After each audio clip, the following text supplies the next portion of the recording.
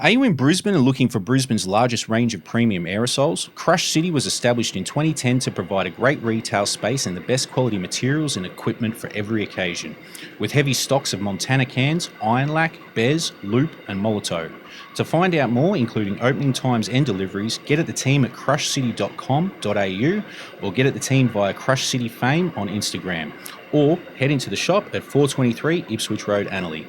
Crush City are proud sponsors of Beers, Beats and the Biz. Doors closing. Please stand clear. Media Fortress is an Australian web hosting company operating out of Melbourne, established in 2009. They offer domains, hosting, website builders, and online marketing support. If you are sick of sending your dollars overseas for a slow-loading website, check out Media Fortress. They will transfer your website free. Domains from as little as $17.50 and hosting from as low as $7.50 per month. Head to mediafortress.com.au for 100% Australian-owned domain registration and Australian hosting, custom website design, and search engine optimization and marketing. That's Media Fortress. mediafortress.com.au or call them on 1300 308 488. Media Fortress are official sponsors of Beers, Beats and the Biz. Support businesses supporting us. 420 Superstore are one of Australia's largest providers of 420 cultural giftwares and paraphernalia. Their product range includes a wide variety of items, from dried herb aromatherapy devices, rolling and cutting supplies, herbal extraction devices, hydroponic grow equipment, to candy, carver and clothing. Open at their brick and mortar location at the Hooper Centre, Toowoomba, Queensland, and online at 420superstore.com.au. From seed to satisfied, 420 Superstore has everything you need. Visit 420superstore.com.au today. 420 Superstore are official sponsors of Beers, Beats and the Biz. Support businesses supporting us. You want to know the real deal? Here it is. You're tuned in to Beers, Beats and the Biz. All right, ladies and gentlemen, this is once again back in effect, the Beers, Beats and the Biz podcast, broadcasting live as we always do from the Shire Studios. We're under the hot lights once again for the fourth time in a row. And just briefly, listen, we're coming off the back of a monumental evening here in Brisbane that we're about to discuss with the man himself. And I'm fucking not ashamed to say that I'm actually slightly anxious and a little bit nervous talking to this man, even though I fucking spent a lot of time with him, particularly over the past couple of days. But regardless of whatever, just briefly, let me shout out my man Gaz Hazard on the last episode, man. Just a great human being, a stand-up human being, and just the fucking definition of a very raw and, real individual. Go back to that episode. It is up on Spotify. Once again, if you are tuning into us, man, head over to Spotify. We're actually trying to drive a bit of the traffic over there and stream it there. We're dropping on YouTube later in the week for people that don't have Spotify. But once again, we're on Apple Podcasts. Please rate, subscribe, leave all those comments and shit. It's all greatly appreciated. Shouts to our sponsors. Shouts to Media Fortress. Big shouts to Crush City. We'll talk that real briefly. And once again, super shouts to the boys for coming on board, 420 Superstores, for organising so much and doing so much, managing this podcast behind the scenes and the last night's show, man. We are today, ladies and gentlemen, folks, everyone joining us, joined by the legend, it's official, Brad Strut. What's up, Strutter, JP? how are you, brother? I'm good, man. I'm good. Dude, like I said, man, we've already been having these conversations, but I'm just I'm sitting here anxious and just I'm sitting opposite a dude that influenced fucking everything in my world, influenced a generation. And then beyond that, thanks to 420 Superstores, we had the ability to, I would say the privilege to host you in this city last night for a fucking, first time in 8 years and for a fucking monumental evening, dude. And you gave it to us. Yeah, man. It was, fuck. My voice isn't going to lie. I'm super croaky, but yeah, man. I mean, what can I say? Brisbane's always just shown me that love, man. And yeah, it was a special night. Dude. It was a special night. It was raucous as all. Yeah, dude. We should fucking, from out the gate, we should just say the gig did finish slightly prematurely, didn't it? So It was a little raucous. There was people jumping on stage. We spoke to a couple of different individuals. No one could really give us a straight answer as to why. Things got ripped out. Fuses got blown. The desk was old. So on and so forth. But as we were saying, me, you, Doc, all of us, everyone that's been talking, we were like, fuck, but it ended where it had to. It was like the universe just going, you know, and it ended on Monopoly. Yeah. Monopoly, with the crowd chanting that shit. Well, the sound cut out like probably just at the start of the end chorus, so they just carried it all the way out, and word for word. And yeah, man, like there was technical difficulties, but that's part of the game sometimes. And like the crowd was going ape shit, bro. Fuck. So I'm not chills, surprised something got messed up, because yeah, we had some stage diving. Oh, can't you had stage diving? I think it was partly due to like maybe 8 years of not having been up here. You know, people are a bit pent up, and they're like, "Is this shit for real?" And then all our simulations collided, and there we were in this little room under a mirror ball, man, making magic. But yeah, it would have been good to like we got about 75% of the way through. Yeah.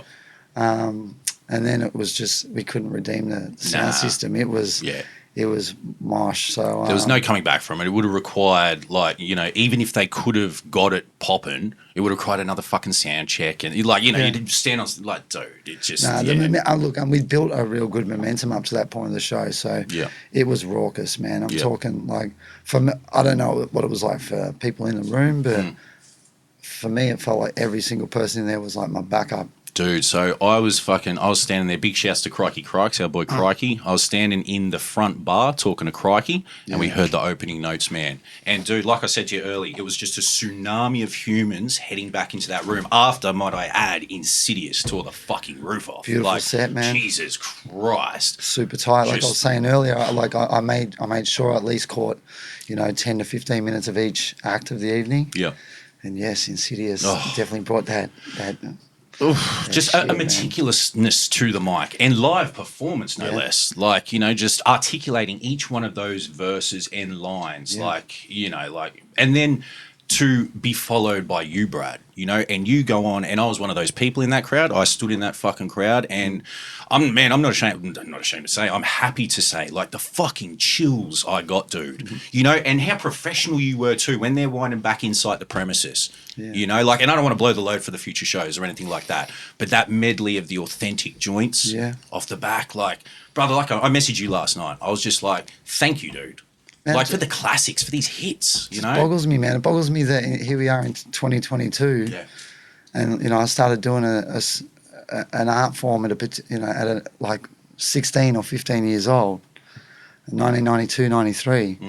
And that we could be in a situation like last night where, you know, it was evident that people grew up on my music, and it was very embedded in their beings, and they were very passionate about whatever it was, or that, you know, their interpretation of what it meant to them. Yeah. You know, and I speak to a lot of people, and there are different variations of the interpretations. You know what I mean? Like, and it's a very personalised thing, and you know, there's an eclectic bunch of people that have just like passionate about what I do, man. It's bugged out. It's unreal, dude. And because how is it that you have become a generationally transcendent MC, and you've been off the, like, you know, I don't want to discredit you or say that you've been off the mic, but you did take a step back from the mic for a good 6-7 years. Absolutely. You have stepped back out into an immediate, like a sort of immediate relevancy again. It's just like you're back there, and it's you're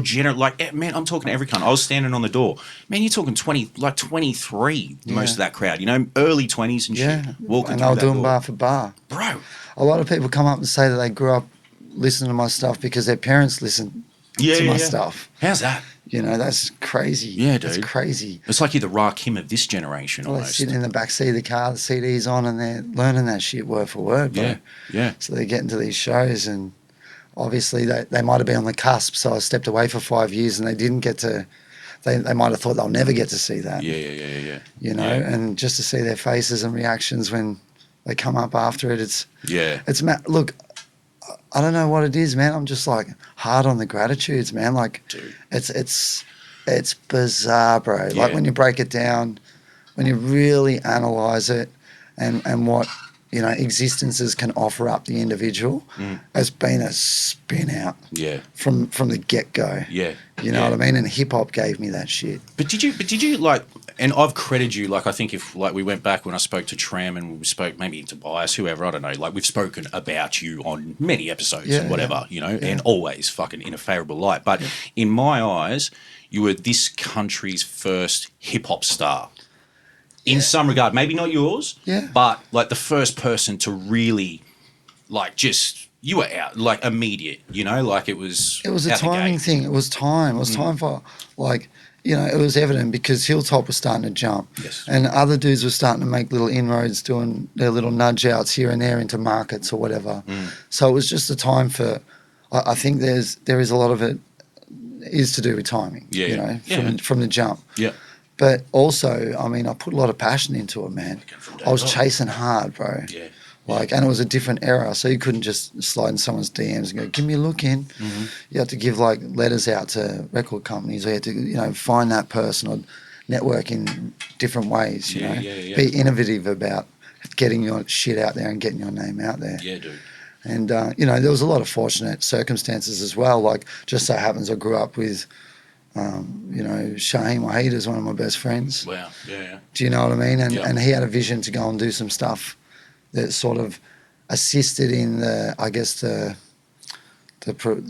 propelling my art out into bigger spaces as well. So there's a lot of so many factors in there. That allowed, I guess, you to be able to forge that as an opinion, as what the first whatever. Yeah. Do you know? I like to try and keep it humble and just say I was just out there hungry, man. Fucking, but I wanted to get our brand out there. Yes. Not just mine, but we do this shit down here. Yeah. You know what I mean? But dude, like you were, like even sort of just going back to last night, your relationship with Brisbane, you know, like, man, I would credit you as, you know, being one of the preeminent voices of Melbourne, of all generations, of hip-hop in general. Yeah. But you're as welcome in this city, probably in Adelaide as well. But Brisbane, man, Brisbane's got a special place for Brad Strut in my books. It was a pivotal place in regards to, like, getting to a point where I thought maybe I can do this stuff, and my peers are kind of like giving me the nod of approval.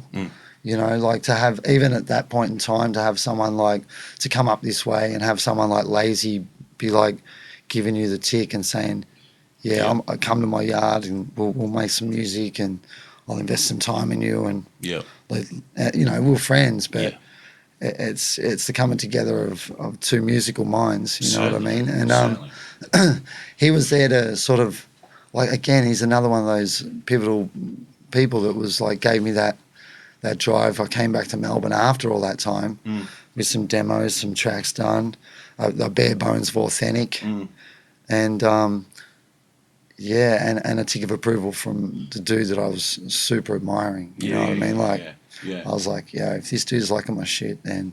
Did you meet him down there first, or up? Nah, man. I think I met him up here. It's a really interesting story. Like, a whole bunch of the boys, like all the old MB boys. Did the whole mish up to the Goldie and got a house for, you know, big fucking bachelor pad and all that sort of shit.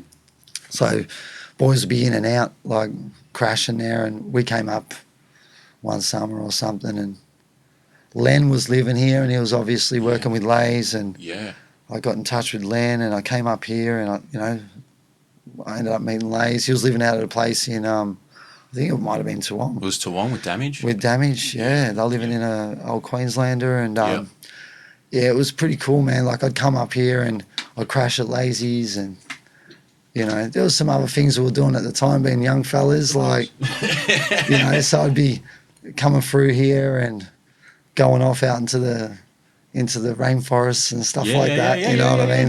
No doubt. Things psychedelic like journeys of self-discovery, so to speak. As well. But yeah, like, I spent a bit of time out at the house. We did I don't know what they're called. They might be called the Tower Inferno sessions or something. Yeah. So there is a demo floating around. I know some people have got it.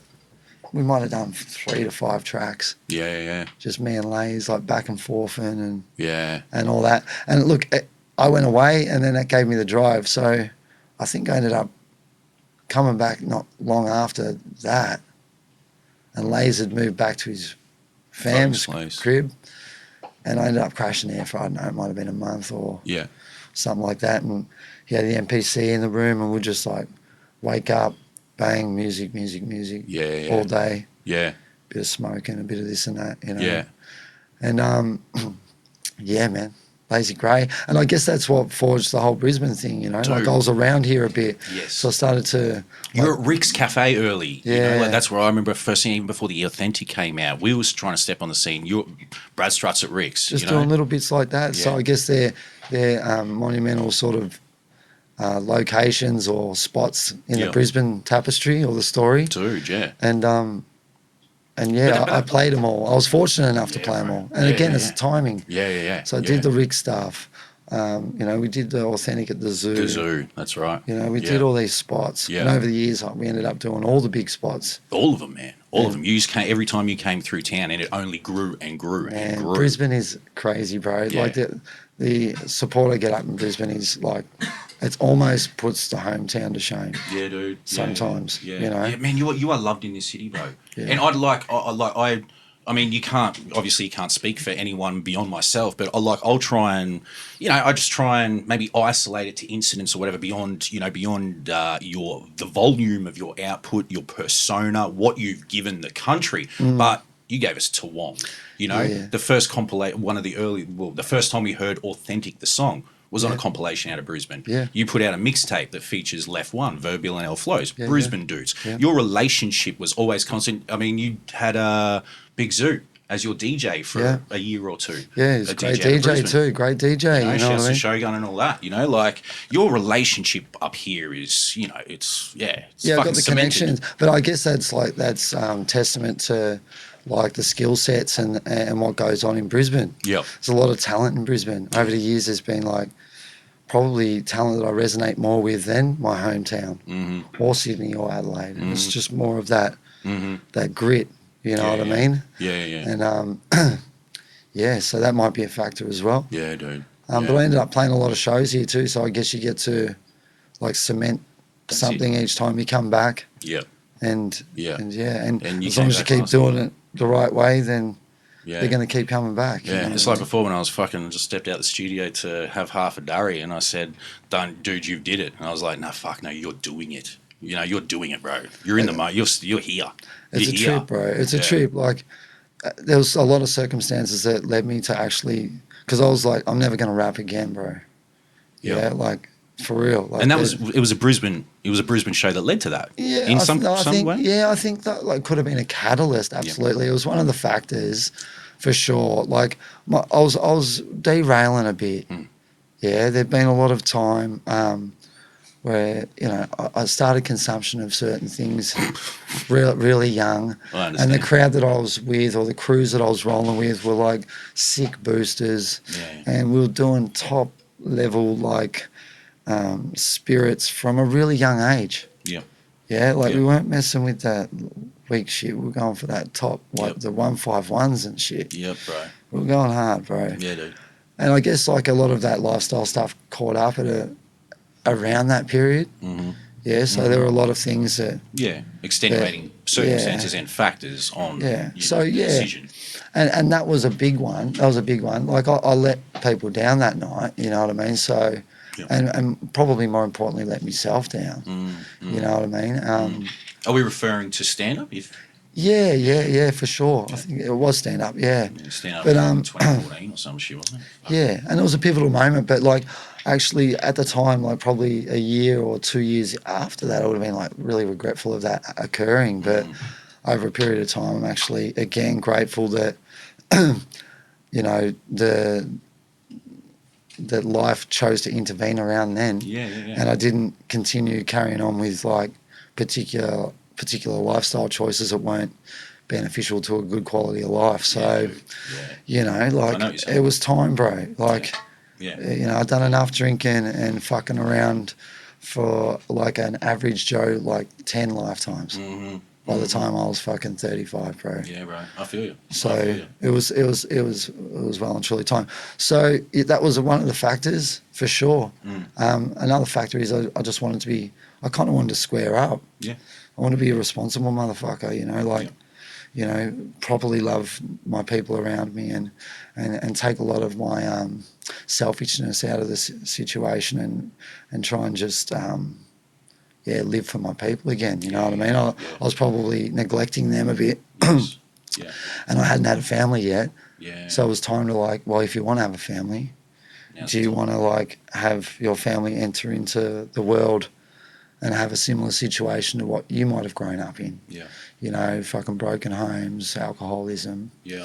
You know, this, that, and the third. So yeah, it was a pivotal moment for sure. And I didn't miss it, bro. Yeah, yeah. I didn't miss it. Like, there was probably a period, but I was like, nah, like, I did shit. Yeah. I don't have to, like, prove anything. Yep. But, yeah, like, life sort of... I went back to uni. I never finished high school, went back to uni. You know, got my social work shit sorted out. Yeah. Was working in homelessness and adult homelessness at first, then youth homelessness. Yeah. Then I worked in AOD in the youth sector. Yeah. And it was cool, man. Like, you know, did the whole mortgage, the white picket fence, fucking all that shit, squared up proper, you know? Yeah, yeah. And then, yeah, some stuff happened, obviously, in the last few years. And I guess, you know, I chose to stick by some sort of principled approach to that whole situation. And I was well aware of the costs that may occur if I chose one way or the other. Mm-hmm. Mm-hmm. And then I found myself unemployed because I was contracted by the government. My wages were paid by the government. Yeah, yeah. And so and fuck the government. Fuck whichever one's fucking in. I got to give credit to like Muscles and Carney and Posse Shot. Like they were like you know, they were pretty sort of they were on the case. Yeah. They were trying to like come into the spot. Yeah. And I was like, I don't want to rap. They're like, we don't want you to rap. Just come in and talk shit. Yeah, you know what I mean? So they chipped away and they wore you down. Well, you know, like in some way. It sort of unearthed what's really inside me, and that is that like wordplay and expressing myself through hip hop is I guess a massive part of who I am. Exactly. And you know, like, you know, the things that lead up to those incidents, and then your humility beyond those incidents, dude. It's a story that I can fucking tell. You know, I'm not going to bore cunts with, but you know, I understand everything that you're fucking saying. Yeah. I'm learning it at 41, man. You learned it earlier, but that also adds to who you are, like, and who you've, like, what you created as Brad Strut, you know, beyond being just Brad, like, you know, then going on to be a dad and whatever. But like those things, regardless of whatever impact they may have had at that specific point in time, that's all part of who your journey. Absolutely. And that mystique, that you know, that author, that person that you are. It is, man. It is, and I wouldn't begrudge a second or any of those circumstances. Yeah. You know, I wouldn't ever like take it back. Yeah. And you know, I've been around like unbelievable stories of redemption and recovery, and my story is not even nearly as cool, like as beautiful as some of those stories. Mine's a fairly stock standard, get your fucking act together type of story. Yeah. You know, whereas there's some really harrowing, hardcore stories out there. So it's humbling too. It's like, you know, get a grip and you know. Yeah. I guess the biggest thing in that regard as well is like over a period of time, you know, you adapt a moniker. With that comes a degree of facade. You know, the ego comes into it, and it's how much do you want to buy into all those things, and how well you can keep that tamed. Yeah. And like, you know, it probably got to a point where there was way too much division between Brad and Brad Strut. You know what I mean? It was just like it wasn't. Yeah. It wasn't. It was just like one stopped being conducive to the other. Yeah, it wasn't complementary to each other. Dude. So one had to be foregone. Dude. And what was going to be? Was I going to forego myself, or was I going to forego my street alias, my moniker, my rap name? My identity when I walk out the door, when I walk out that front door, the identity that I become in some people's eyes, in a handful of eyes. You know, in this small subculture, this burgeoning subculture. Yeah. You know, what do you think of fucking? And we're about, you know, let's delve into the history and like how it all fucking goes. But what do you think stepping back out into the game today? At what you're seeing, what you're viewing, the support acts, like, you know, what's this, your second or third show sort of back in? Yeah, I did a little thing for Posse Shot earlier in the year. Yeah. You know, it's like a 15, 20 minute thing. Yeah. So I guess what the question is, what I think about the game right now? Like you're stepping back out after a period of time, and in that period of time, things have changed. Oh, dude. shit, yeah. I've watched it. Like we've all watched it, haven't we? You know, like yeah. we sit there and we've just gone, Jesus Christ! Like this is a different world. You're fast adapting to that world, though. You've hit the ground running. You know. Yeah. To a degree, I guess it's around what your objectives are. My objectives artistically aren't to compete in the current market. No freaking way. I don't even want to go there. Yep. I don't want to be that old guy getting in the way of all these young whippersnappers getting their rightfuls. Yeah. You know what I mean? So all I want to do is be able to express myself and just drop some gems on them here and there. You know what I mean? The scene is nuts, bro. Yeah. Like some of the old boys can be like, oh, it's disgusting and this music and this and that. Yeah.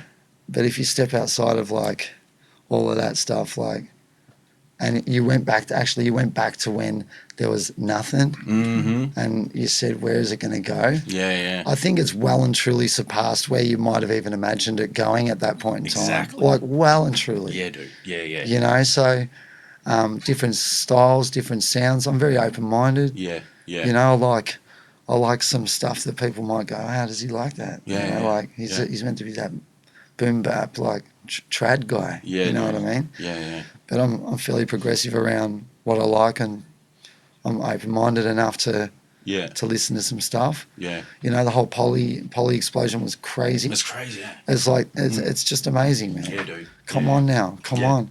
And I guess even like on a deeper level there, I love seeing the come up there, because not only are these artists just extremely talented, but you know, when I was in the work and we had, you know, I guess bloodlines or people that would come from NZ or the islands, and they're coming out here to sort of their first gen or whatever, and they're trying to get their lives together and you know, people are trying to provide for their families and whatnot, and they come up on hard times, they're unable to derive public funds.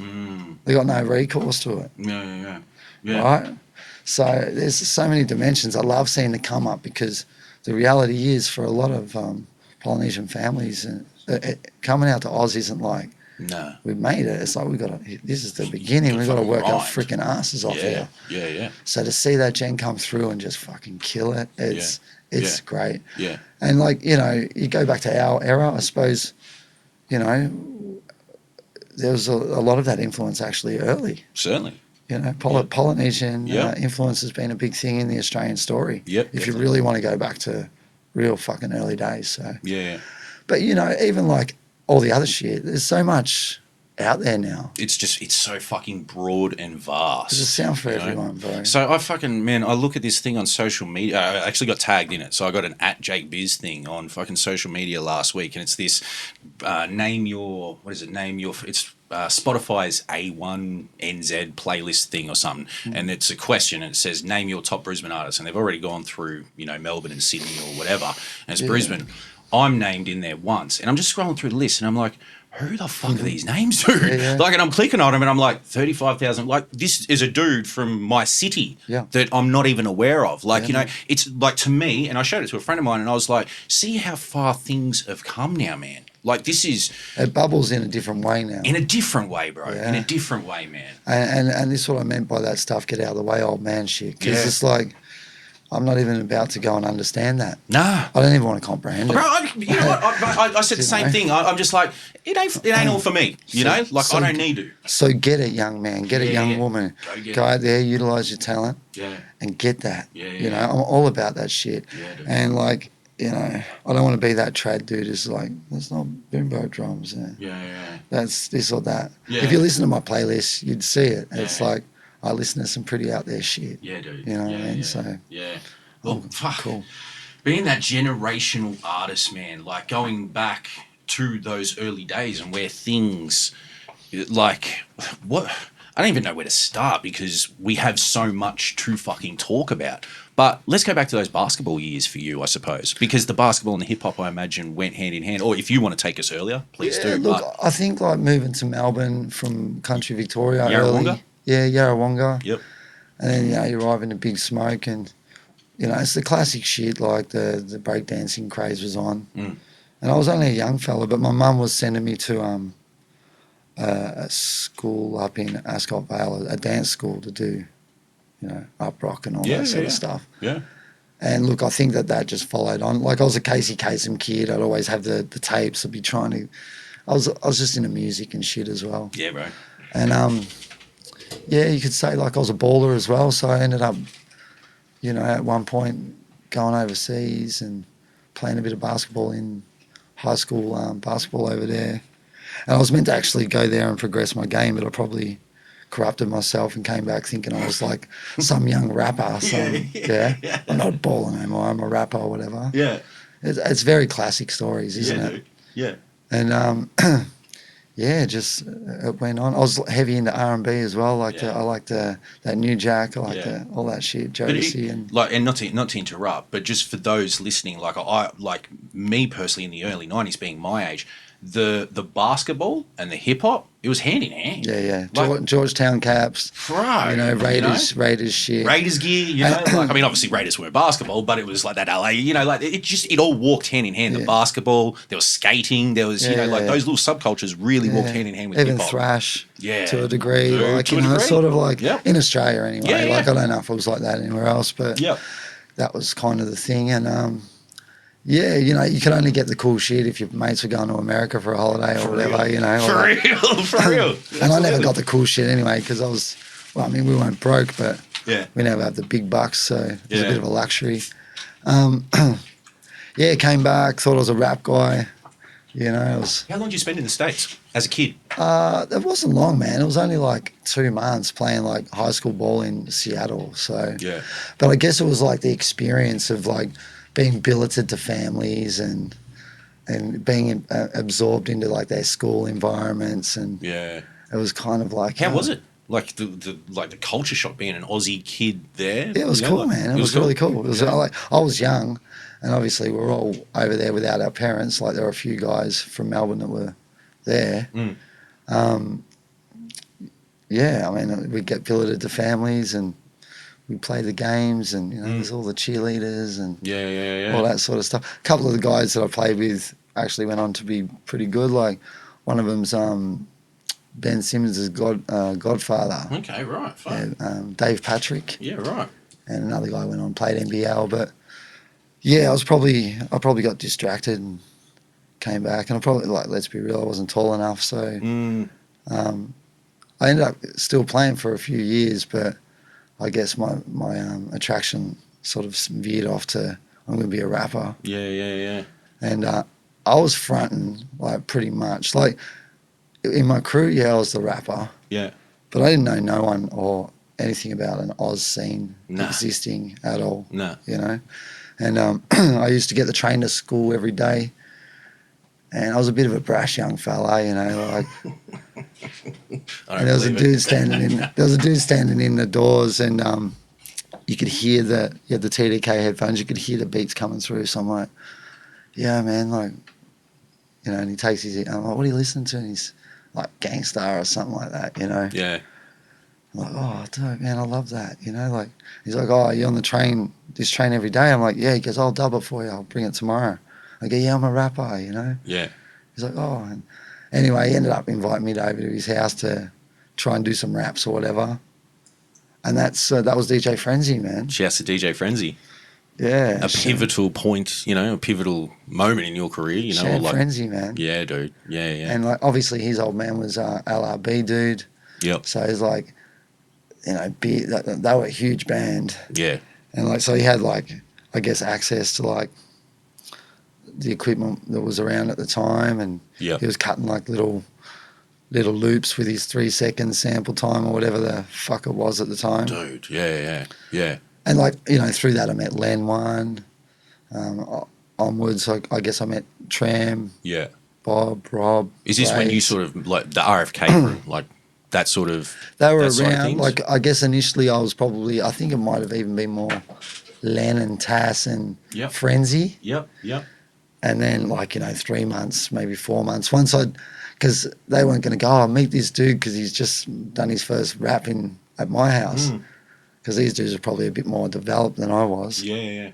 And so it took them a while to give me the stamp of approval and to meet them dudes. But So had you heard Lenny and them rapping prior to you? Like, I mean, you were rapping at the time, but I don't think I had. Lenny wasn't. He might have been doing bars. Yeah. Like Mad Hat was around as well. Mad Hat, yep. Mad Hat was around. So there were like peers, I guess, like older peers there, because I was a young dude, and they kind of had patterns and styles, and I had what I thought was rap shit in my head. Yeah. But then when I saw these dudes do that shit, I was like, nah, this is what you got to do to bring it up to speed. So is this fucking sorry, I don't mean to keep cutting you off. I just got a million and one questions myself. Go, bro. Is this pre Big Bamboo days? Like, were you? It's around there. So like we were doing the pubs and Bamboo. Like our crew were getting amongst it at sort of 16, 15. Yeah. You know, we'd put on a fucking shirt. And Yeah.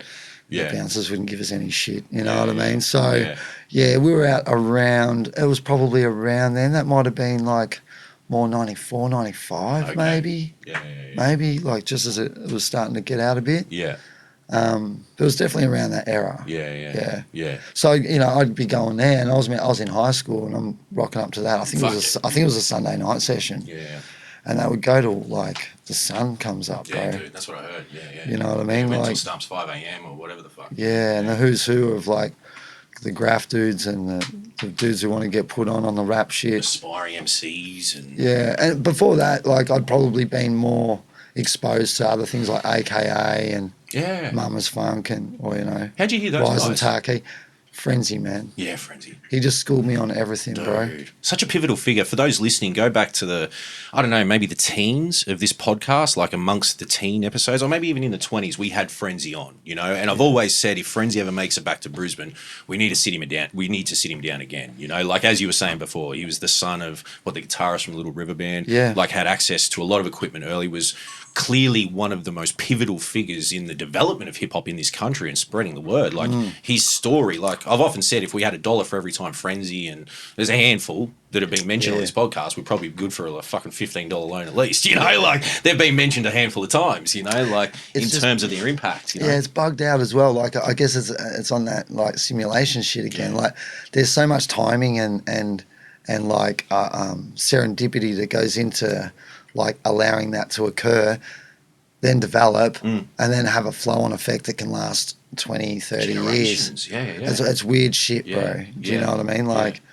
and I guess some people look at it on a simple level, and they don't want to really delve into that. But when you break it down, there's a lot of factors that have to come into play. Of course. For us to be sitting here and having this conversation now, you know? Of course. It's weird, bro. Like the fucking, like you said, just that, just stepping on that train at that point in time, you know, and what it goes on to. Being brazen enough to ask him, an older guy. Yeah. You know what I mean? Yeah. Like, but, you know, I guess at that stage I was around with the bombing crews. That's right. So we were running the lines, like we're doing loops. And so I guess that's where the brazenness came from. Yeah. But, How heavy did you play, like, that much of a role in graph? Like, look, I was probably more of a bomber. I was never a panel artist or a piecer, really. Yeah. But yeah, I mean, I lived literally 20 seconds away from Ashburton layup growing up, and I guess living in a position like that to a layup means that you meet a lot of people who have a vested interest in getting near that train at particular hours of the evening. No doubt.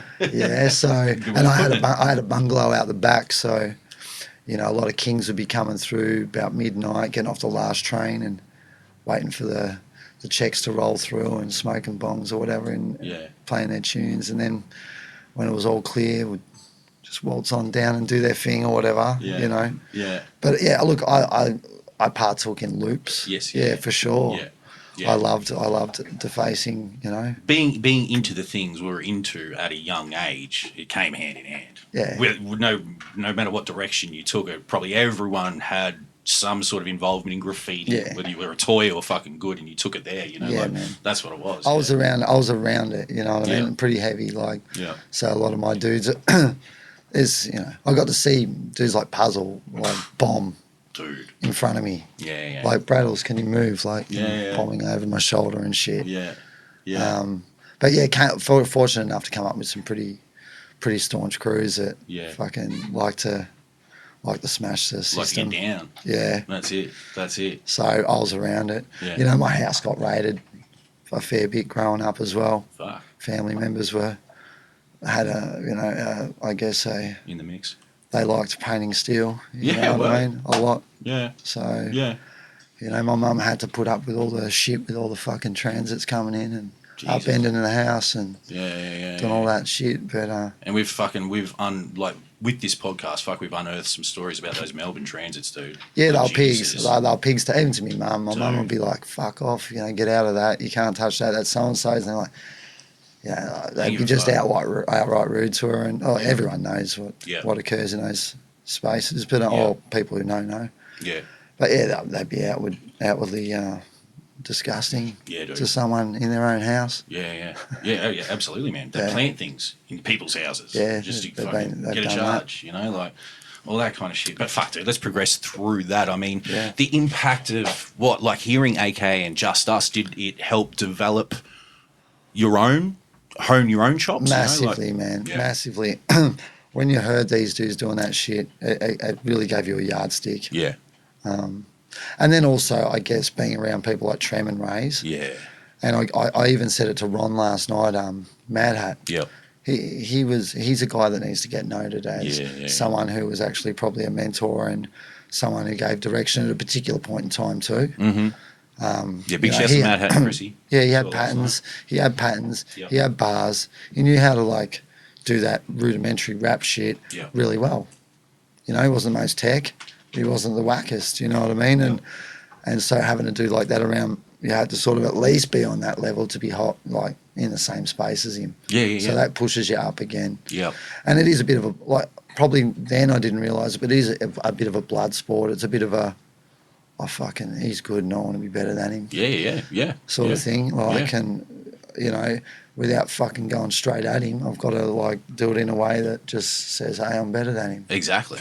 You You gotta elevate, Dude, I agree, man. I've always said, this rap shit's a fucking blood sport. It is, bro. It is. You step out there, it's the fucking, when you step on a stage, that's the Coliseum, or you step behind a mic in a booth, that's the arena, you're going up against the Lions, man. And if you're not stepping to it like that, don't be stepping there. You'll get found out. Yeah, exactly. You get found out. It has no mercy. It doesn't, bro. And it doesn't matter who you are. It'll fucking come and crush you.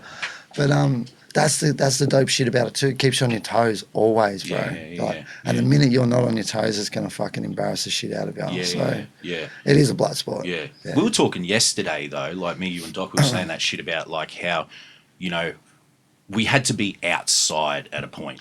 So, to me, it was it's probably more that, it's still a fucking blood sport. It's still a fucking sport. But that sport now exists on platforms rather than outside, on stages, because we used to fucking have to see those dudes face to face, and you'd be like, if you did take a shot at someone, you'd have to go fucking front that person, you'd see that person in passing because we're all outdoors at a point. Eventually, the scene was only this fucking big, Yeah, and look, I guess that did play out in those ways in various cities and scenes and all that sort of stuff. There was degrees of violence and upsmanship, and I'm fucking gonna, I'm gonna beat this person. Yeah, 100%.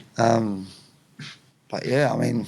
Yeah, it is what it is. That's the rap shit, isn't it? That's the rap shit, dude. That's the rap shit. Yeah, and otherwise, what's going to drive you? I mean, getting to this point now, that's probably the least thing that drives me. Yeah. Wanting to destroy an MC. Yeah. That's probably the last thing I'm trying to do. Yeah. I'm trying to enrich myself and and undestroy myself. But do you feel you have to remain competitive? You've got to be listening to these artists and just going... It's got to be on a level. I'm not trying to outdo them with the diggity-diggities and the fucking out. I'm not trying to out-fucking do them. They got younger lungs. Yeah, straight up. Right? Yeah, dude. That's a real thing. Yeah. And I guess, techniques have changed as well. Yeah. But I like to think that I can hold it with anyone. Yeah, bro. I can go on a joint with anyone and sound like I'm meant to be there. Yeah. Because you, I mean, even the songs, I mean, obviously there's a degree of nostalgia that goes along with a career that is fucking decades long, as yours is. So there is a degree of nostalgia. Like last night, like I said, man, the fucking hairs on my neck stood up when I got the fucking Toowong every now and then, love this. Like, you know, I'm just going through, I'm just like, fuck, man. You know, fuck, just the way you delivered them and went from one to one to one. Yeah. And I was just like, these are fucking monumental. Jesus, where the fuck am I even going with this, Russ? I can't even remember. But, you know, like that nostalgia, you're still remaining... Yeah, I don't know. You're still fucking putting yourself out there, dude. Like you're, you know, like you can tour with those songs, but you're still giving us those fucking these moments today. You know, you've stepped back out. You know, I'm putting joints out again. Yeah, I'm putting joints out again. I guess it took a while to actually write like get all the fucking dirt out of the way. Yeah. Like if you haven't picked up the pen for a while, I found that like it's almost like 400 bars before I'm getting to a point where I'm like, there's no filler or there's no bullshit in there. There's no like cop outs or like little tricks to try and fucking beat the Matrix. Yeah. I'm engaging with the Matrix and I'm fucking we're head to head, you know. Yeah. So in that regard, like I don't see it as a blood sport anymore. I just see it as something that really exercises my mind. Dude. Allows me to like express my emotions. Extension of your own creativity, them, you know, as you get older. Like, and like I feel like I don't have to actually conform. That's the big thing. So there might be songs that are going to come out where people are like, what the fuck is this dude doing? Yeah. And you know what? I give zero fucks. I really do. Yeah, I just don't care. Yeah. Because I want to be vulnerable. I want to put myself in situations where I'm able to like be me. Dude. And like drop that facade, drop that ego, be a bit raw. That comes with age, and that's the thing. You can't put an old head on young shoulders. I heard someone say that recently, and I was like, that's a fucking pretty good statement. Like that wisdom that comes with age, and then just that you come to understand you. Yeah. You know who you are. Yeah, I think you do, but there's a comfortability. But you there. can't actually get complacent with that because like every day you're still continuing to learn that. Yeah. Do you know what I mean? That's what you realise, yeah. So, yeah, it's nice to get to a point where you feel like, you know, you've got a clean slate in regards to where you can go with it.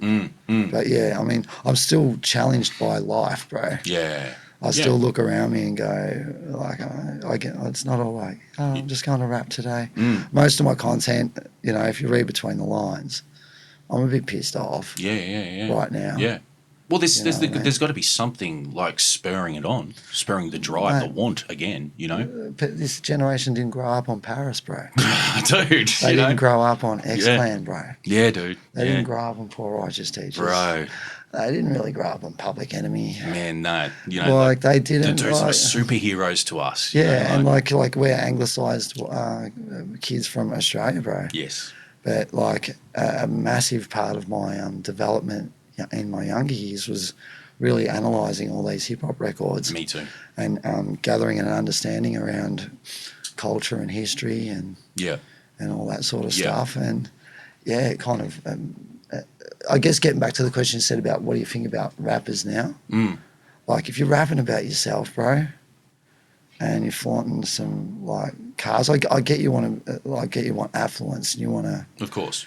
But you know what? There's so much bigger shit going in the world right now than your little capitalist dreams. The projection of decadence, bro. This decadent life that we're all currently leading. It's almost like we need this young gen to go and listen to those records I just said. Yeah. Because the time is now. Yeah, man. And you need to get out of that wanting to fucking go to...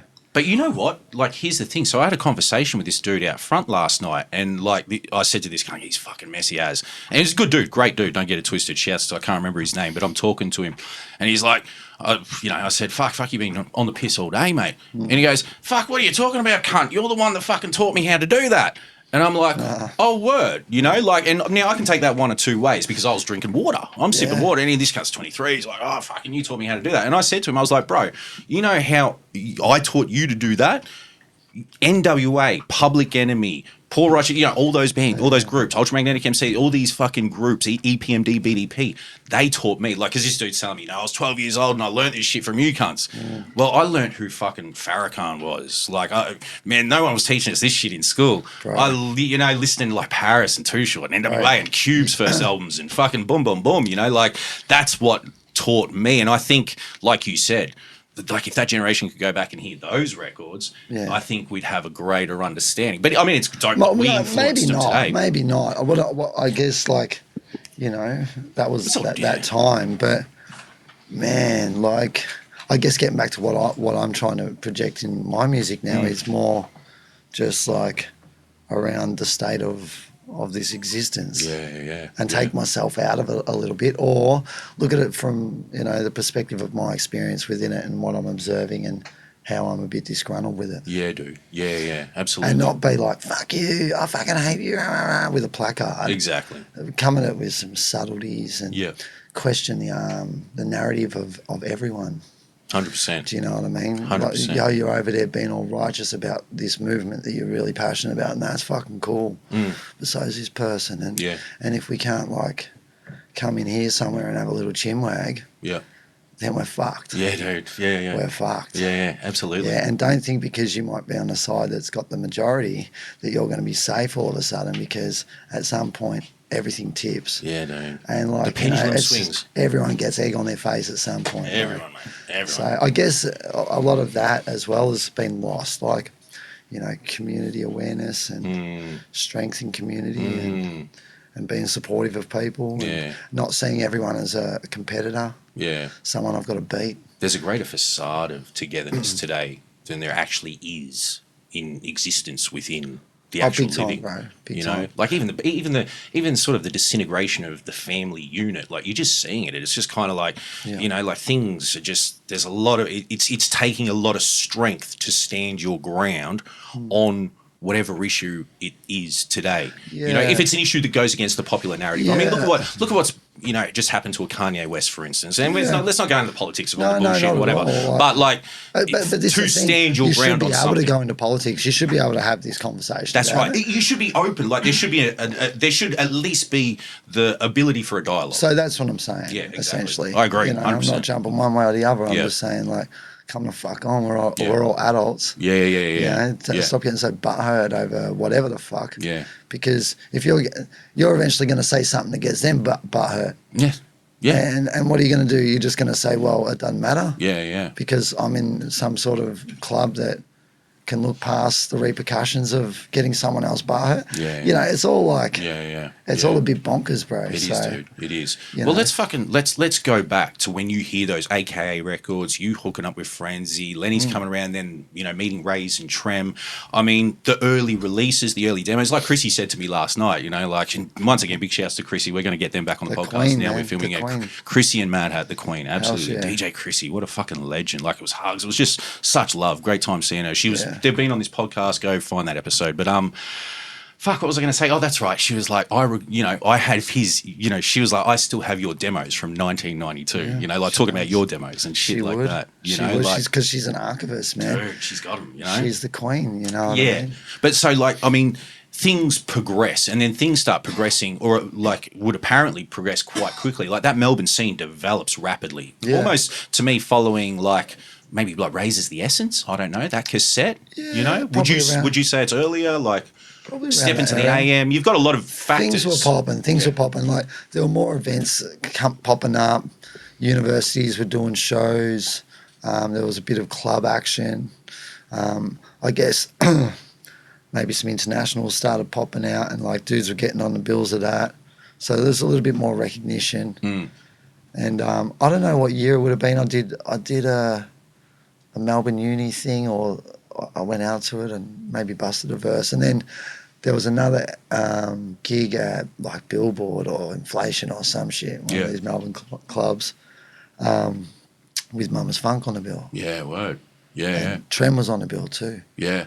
And then I busted a verse that day. And I think that was the day that, like, I guess in a Melbourne sense, like, the dudes that I looked up to and the peers that were definitely on a developmental scale probably ahead of me. Yep. Turned around and went, yeah, you're doing something. Because, you know, I lit up the club and people were like, what the fuck's going on here? Yeah. And I guess that changed the trajectory for me. Like I started, plus I was mad hungry, bro. Dude. So if there was an open mic, if there was something to be slayed, I was doing it. Yeah. I was going to be there and I was repping. Yeah. You know what I mean? So I had the same attitude you were. Fucking A, dude. I'd go anywhere in this fucking city to fucking turn a mic out. yeah, bro. Yeah, man. And I guess a lot of it is that too. You know, you got to be dedicated to your craft, and yeah, man. I mean, I guess moving on, you know, got to the Brisbane stuff.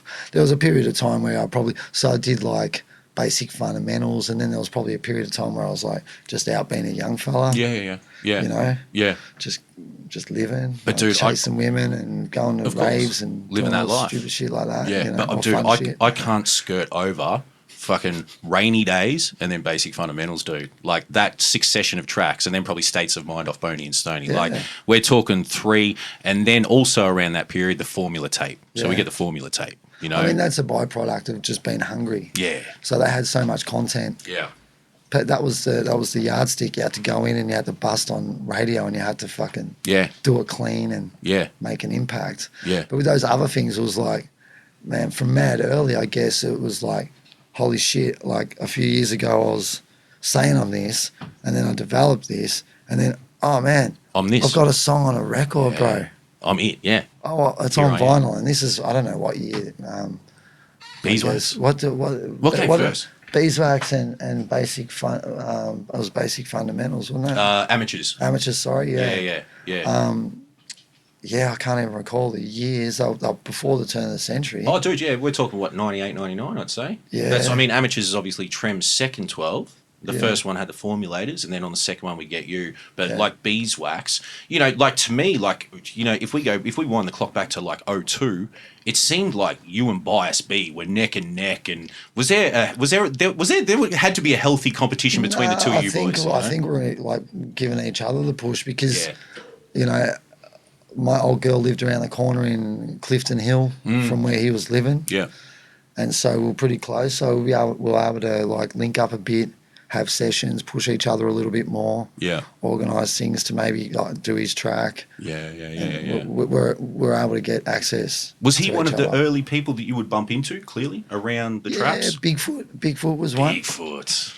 Like, you can't... Fuck, I reckon Bigfoot was there around that Bias B sort of time as well, when that Voltron was happening. Dude, Biggie needs fucking, like, man, Biggie needs more credit, eh? Like, I mean, he's a fucking, like, he's a, what would you say, a guest appearance master, but just never just, like, you know, he has his solo albums, but, like, man, like, fuck, he's on all that shit. Like, even go back to the Formula tape, he's Vegas on the Formula tape.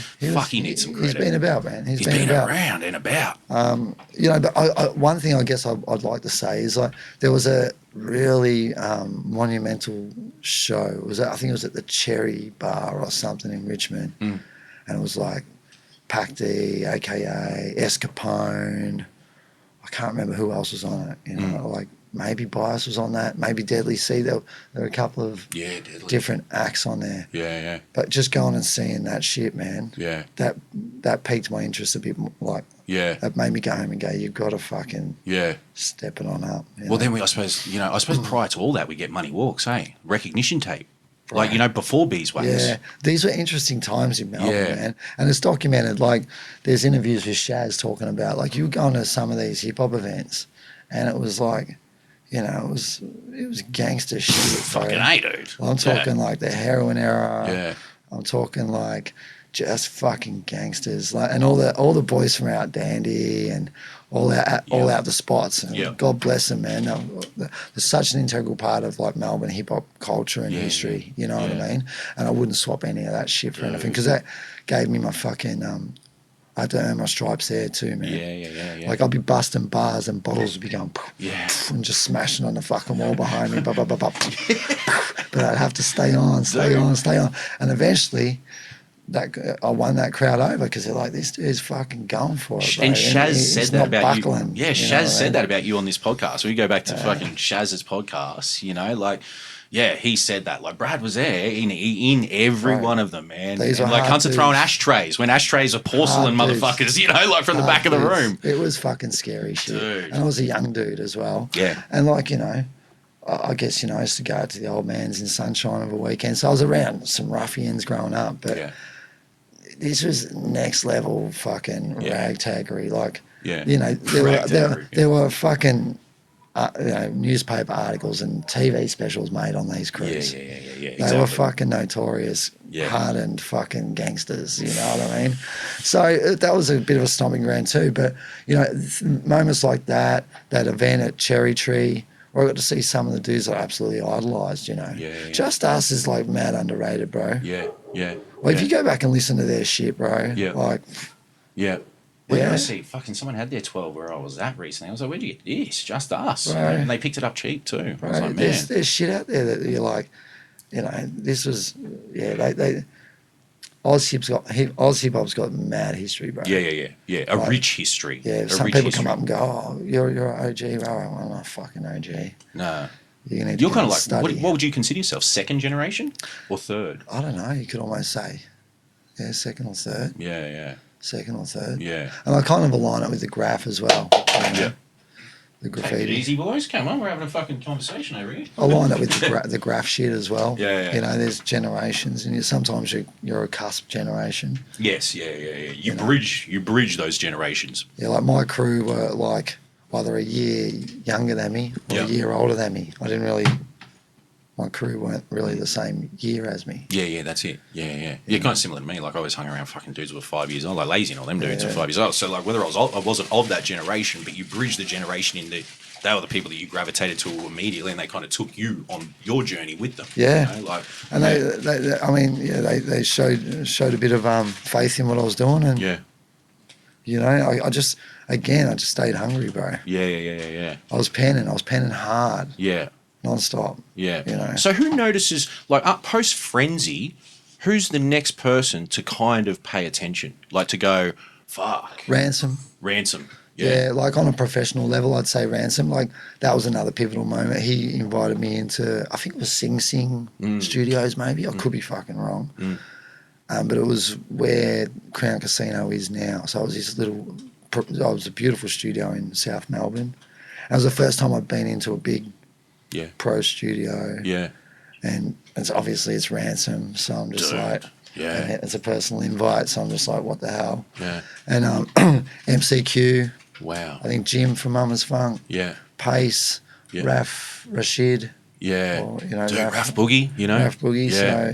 So, you know, and that was another moment that kind of had me going, oh, you know, again, peers outside of my peer group. Yeah, certainly. Kind of give me that tick as well. Yeah. What about Shawnee B? Shawnee B was down. Shawnee B was in the mix. In the mix? Yeah. Yeah, like... I've just heard, he's like, you know, Sean, you know, I remember Len one telling me, he goes, the first ever, like, quote-unquote Oz hip-hop show he went to, Shawnee B was on the bill with AKA. Yeah, he would have been. You I know. think, what was there? Milky Bar Kids or something. Yogo. They had a track Yogo or something. Yeah. All these demos are out there. Yeah, dude, yeah. Do you know what I mean? Blue Shoes or some shit. Blue Shoes, Some shit, yeah. They're all out. I've probably got copies of them, but... Yeah, like I wasn't really rolling with Sean too much. Probably a little bit, but that was probably a little bit later. But yeah, okay, yeah. Yeah, I don't know. The name just came to me. That's all. And I've got to be real. Like, there's a lot of blackout years. Oh, of course, bro. So I can't really like go back and grab precise fucking shit. Yeah. Well, I want to ask you about basic fundamentals. I suppose we touched on rainy days and shit, and we could go back to Shaz's episode. We talk about rainy days, and you know maybe we'll even come back to it. But like I've always said, basic fundamentals is like the Australian Yes You May remix, where Lord Finesse put Big L on. So Big L's first ever appearance on Wax, he comes out, he fucking murders shit. Lord Finesse kills the opening fucking track. To me, the track is almost set up exactly the same. You know, like I don't know. I draw the parallel personally. You know, and there we have Brad. Like if you hadn't already shown yourself on the Formula tape, and then whatever the fucking other one is, you know, the rainy days or whatever. Here you go on basic fundamentals. Hey Trem, let me drop him a gem. My rhyme stems from worn out pens and ends, and it all depends when's. Like, bro, like you gave us a moment right out the gate. I think you gave a good description of probably what it was influenced by. Yeah. You know, Lord Finesse was heavy in the mix at the time. Yeah. And, you know, like at the time, I recall it like just getting asked by Trem to be on this was like a freaking big deal. You know, it was like, that was the ultimate nod of approval. Yeah. Because at the time it was like, and even probably you could argue to this day, like he's regarded as the pinnacle. Do you know what I'm saying? So formidable wordplay. So if he's going to be asking you to get on a joint, You want to be coming You wanna prepared, step. bro. Yeah, You yeah. do not want to sleep at all, bro. Yeah. You know what I mean? So, you know, I probably took a little bit of that back and forth, that Big L, Lord Finesse, or What was you know. influencing you at the time? I Yeah, suppose. you know, that back forth. I Yeah. probably took that. You can hear it in there. Yeah. And yeah, we went away and did Went it. in. Man, I mean, it was boggling, man. It was Yeah. boggling. Yeah. Whose production is that? Is it Jace Oh shit! or Prowse? I know, man. It's one of the two, isn't it? And Yeah. probably, you know, Trem probably provided Yeah. the breaks Yeah. possibly as well for them because Yeah. he was a big record head and he'd bring them in and be like, I want this Of course. here and I want that on that. Or Yeah, whatever. yeah. So Did you feel as, like, at that point, if you can remember, did you feel as established as a Bias or a Trem at that time who would, like, you know, I mean, Trem's on his second 12, Bias has got an album out, we're probably working on the next one, maybe at that stage, you know? maybe not. Or did you not. really even give a fuck? Because Maybe you were on not. them all. Yeah, maybe not. I was on them all. Yeah. I was on them all. Yeah. And like, you know, Bias is very ingrained in the graph culture as well. Certainly.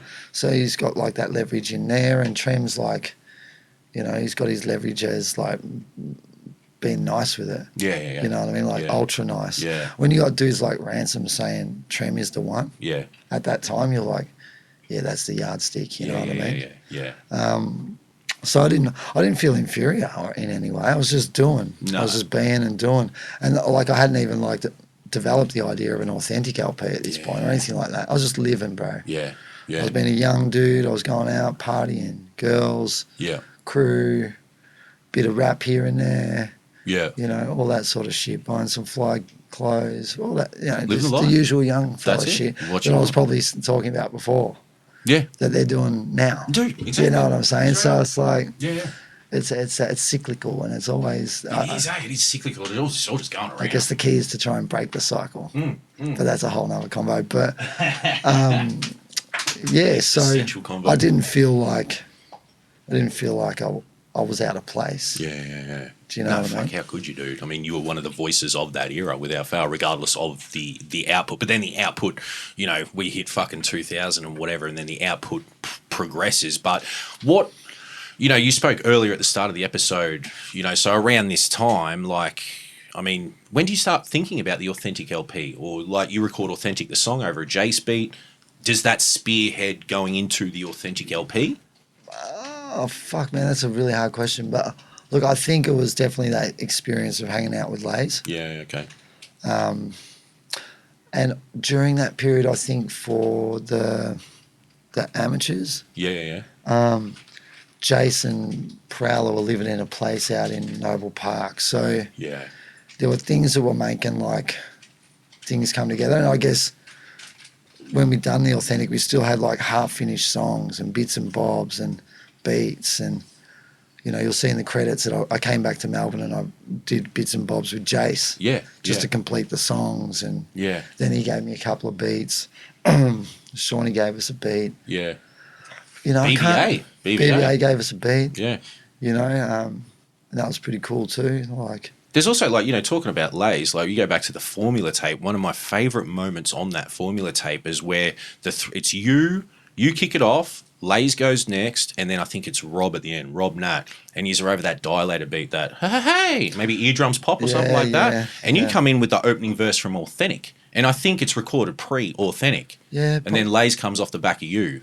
possibly. Yeah. You know, like whatever verses might have been at the forefront of Yeah. where you're at. Yeah. Particularly like if you're drinking or whatever. Yeah, yeah. You're grabbing onto what's available most recent. Yeah. So it could have coincided with. Oh, it hits the With beat that. so well, dude. You ride the beat so well, like, hey, a straight face, hey, welcome to Melbourne City, you know? But then Lays comes in off the back of you, and it's a verse that's only ever appeared there, and it's, I got some troubles on my mind, I drowning with some James Bogues, like Gain Hope, up and down across the bit, you know, and he finishes it, no girlfriend, so fucking marijuana, 12-inch Oh, carver, yeah, I you know, remember like, that shit. it's Yeah. just like, fuck, and then Rob Nat's at the end, just coming like a stanza, like, I used to fucking wear that section of the tape out, like, you boys just on this dilated beat, like, each one of you just went fucking boom, boom, boom, hit, you know, and I always wondered whether I figured it predated Authentic the song, because everything else on there is a fucking exclusive rap out of you, you know, largely. Possibly.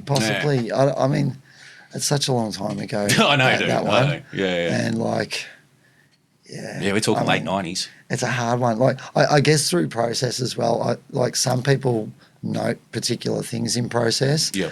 And what you're suggesting or asking about whether I note that in the process is not something I consider so much. Yeah. You know, in what order did it happen and when did I do it? It's like it's a creative process, and the song could have been out and you just dropped that verse. You recorded it that day. Boom, I'll drop that verse tonight. Yeah, it could have been. Yeah, exactly. But you know, super fortunate to have like those sessions with Lazy under my belt, and like, you know, I've expressed to him even recently, just like, I don't know, like no Lazy at that point in time could have been a different trajectory, bro. Yeah, for that record to be able to come through, there were a lot of things that sort of, there was timing. Yeah, you know, it ended up doing really big units. Yeah, fucking dude. I don't recall, but it's pushing 20+ thousand. You know what I mean? And at that time, it was. Yeah, it's punched out units, bro. Part of your journey is Obese Records. Actually, I'd like a fucking plaque for it. Dude, I don't know how to get that shit. Dude, you know? Right? You know, because I see all these kids getting it off downloads or whatever now. Yeah. So I saw fucking physicals of that. And where's my fucking gold plaque up there? Yeah, dude. And it did thousands, bro. But see, this is the thing. You were in Obese at that time. Yeah, so I was shopping them. Bam, bam. I was like Percy P in there, bro. Yeah. Dead set. Like, fucking, have you got this? Have you got this? You need this. You got this, have this. Yeah. Influential people coming in, like reviewers, this and that, putting it in their hands. Yeah. They were costing $2. Dude. So, like, and, you know, we were hustling at the time, and Shaz was running a successful business. And we were out there doing what we do, and $2 is like fucking nothing. Come on. What number was that in the Obese catalogue? 2? Reason it Solid? came out as 10. Came out as 10? Yeah, but it was the second release. Yeah, following Solid, eh? Yeah, there was a bit of conjecture. I did listen to one of your episodes once that suggested that something else was second, but no, mine was second. I think they thought that Culture Kings was second. Yeah, no, that was. But it wasn't. No, it wasn't because one of our friends, or one of my best mates' brothers, passed away. He wrote 10. Yeah. And at the time, like, Shaz was in the same crew. Yeah. We're all in the family. Yeah. And we said, we don't want this to be number 2 in the catalogue. We want it to be 10. And dedicate that. Yeah, okay. To him. Nice. Yeah, I didn't know that. And when I did the tapes recently, I made sure that the 10 out of 250 got sent to the same family. Yeah. You, in some capacity through that era, were really, you know, like, kind of keeping Obese out there, or, you know, well, not keeping out. You helped create Obese, the brand. I would say so, and I don't want to get on myself, but my passion for hip hop in general was probably a big catalyst for Shaz fucking going, we can have a go at this and have a go. Me backing him, going, come on, we can do it, man. I can do it. Yeah. We've got this. You were in there when it was Ollie Bobbits, weren't you? And Ollie had gone. We'd moved to Izzard Street. Okay. And, you know, like fitting it all out, and, you know, I was doing. Shaz was the mastermind, but I was a supportive bro there, making sure it was all good as well, you know. Yeah. And I feel like I put a lot of passion and of myself into that. Yeah. The vision of it and all that. And I guess, you know, if you want to skip to the chase, you could argue that that's why, you know, further down the track when things happened, and I was shown the door. We get Monopoly. That I kind of went away and said, you want to do that? He's Monopoly. Yeah. You feel some kind of ways, of course. Yeah, I was pissed. You know? I was pissed. You're part of the foundation. You're part of the woodwork in that place. Yeah, I was. You know? Yeah. But you know, hindsight's a wonderful thing, and I actually, like, don't begrudge Pegs making that decision. Any business person would tell you that once they acquire a business, they're probably going to move that old stock out of the way. Yeah. So they can have their vision play out anyway. Certainly. So you got to turn around and go, now's business, now's, brother. Yeah. Good on you. Yeah. That's cluey, and I fucking took it to heart. And, and you know, Monopoly came out of it. But, you know, again, it's just me expressing my shit through art. It's the only way I know. You know what I mean? So, and it was that blood sport at that time. That's how you felt, man. It was. And I went to town. I wasn't direct on him. I didn't call him by name or anything. It was a bit of a subliminal. And I know a lot of people are like, that's not really the one. You know, you need to go at him and go for the throat. But I've always liked to be a little bit more nuanced with my shit anyway. keep them guessing, keep them on their toes. Yep. Is that about me? Yeah. Is it? Yeah. You know, like have them wondering. Yeah. At least. Before we go into that, you know, I mean, this shit goes fucking everywhere. But I've quite often said, like, the authentic, and we'll kind of wrap up the authentic now because, you know, I suppose we've spoken on it at some length. But fuck, it's pivotal, dude. It's just, you know, I mean, fuck, you landed in HHC, a British hip hop magazine with it, a 2-page fucking spread of Brad. Yeah, you know, HHC. Philip Milner, one of the editors there, was for some reason really took to it. Yeah, he loved it. Yeah, I think. Also, DJ Newmark from Jurassic 5 put it on one of his big international compilations. Yeah. And they were huge at the time. Yeah, dude. J5. Oh yeah, of course.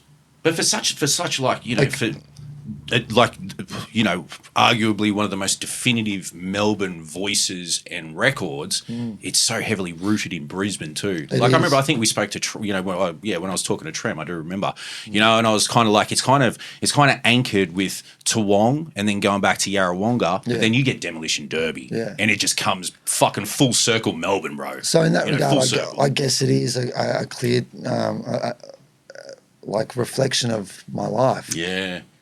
So if it's given off that aura, the fact is I did a bunch of it in Brizzo. Yeah. And Brizzo contributed to that. Yeah. I come from Yarrawonga. Yeah. I moved to the city, Melbourne. I'm giving you the Melbourne shit as well. Yeah. So, you know, in roundabout ways, I'm trying to just give you my story as well. Yeah. You know? But then also you get fucking a beat out of BBA from Adelaide. It's a great beat. Yeah, it was dope. Always had a fucking great, you know, great, like, you know, just even Monopoly, dude. I always thought when Monopoly fucking came out, like, what a fucking beat, dude. Yeah. And just the ideal cut for the song, or the ideal vocal sample at the start. Yeah, you know? I thought about that the other day. I thought, could anyone else have, like, turned this out the way I did it? Nah. I thought about it because people have said, like, I think even Trem said, like, I wish I got that fucking Yeah. I'm like, and, you know, being a rapper, you're like, I wonder if Trem would have turned it out as good as I did. Yeah. Do you know what I mean? Like, because we were brothers in the blood sport at a particular time. And exact same time. even in sessions, you're like, you're trying to keep each other sharp. So would you have? I don't know. But yeah, I mean, Prowler beat, that's a fucking magic beat. It's a magic beat. Or if I did the Monopoly lyrics on another beat, would it have had the impact? Would it have had the impact? It's true. Yeah. I don't know. Because the beat almost sounds like the beat to me almost sounds like a board game for some reason, or like a computer game. Yeah. You know, like you know, dude. When I heard it come on last night, it's just immediate, you know. And then that cut, dude, Monopoly, Milton Pocket Game Strat, you know, like it's ideal for where you took that song. Yeah, it's rap shit. Yeah, rap and like shit. you know, like I was fucking fuming, bro. Yeah. I was fuming. Yeah. There was a time when like they didn't want to stock LC records in Obese. Yeah. There was a time when like dudes were trying to openly get us boycotted, bro. They were aligned with that crowd.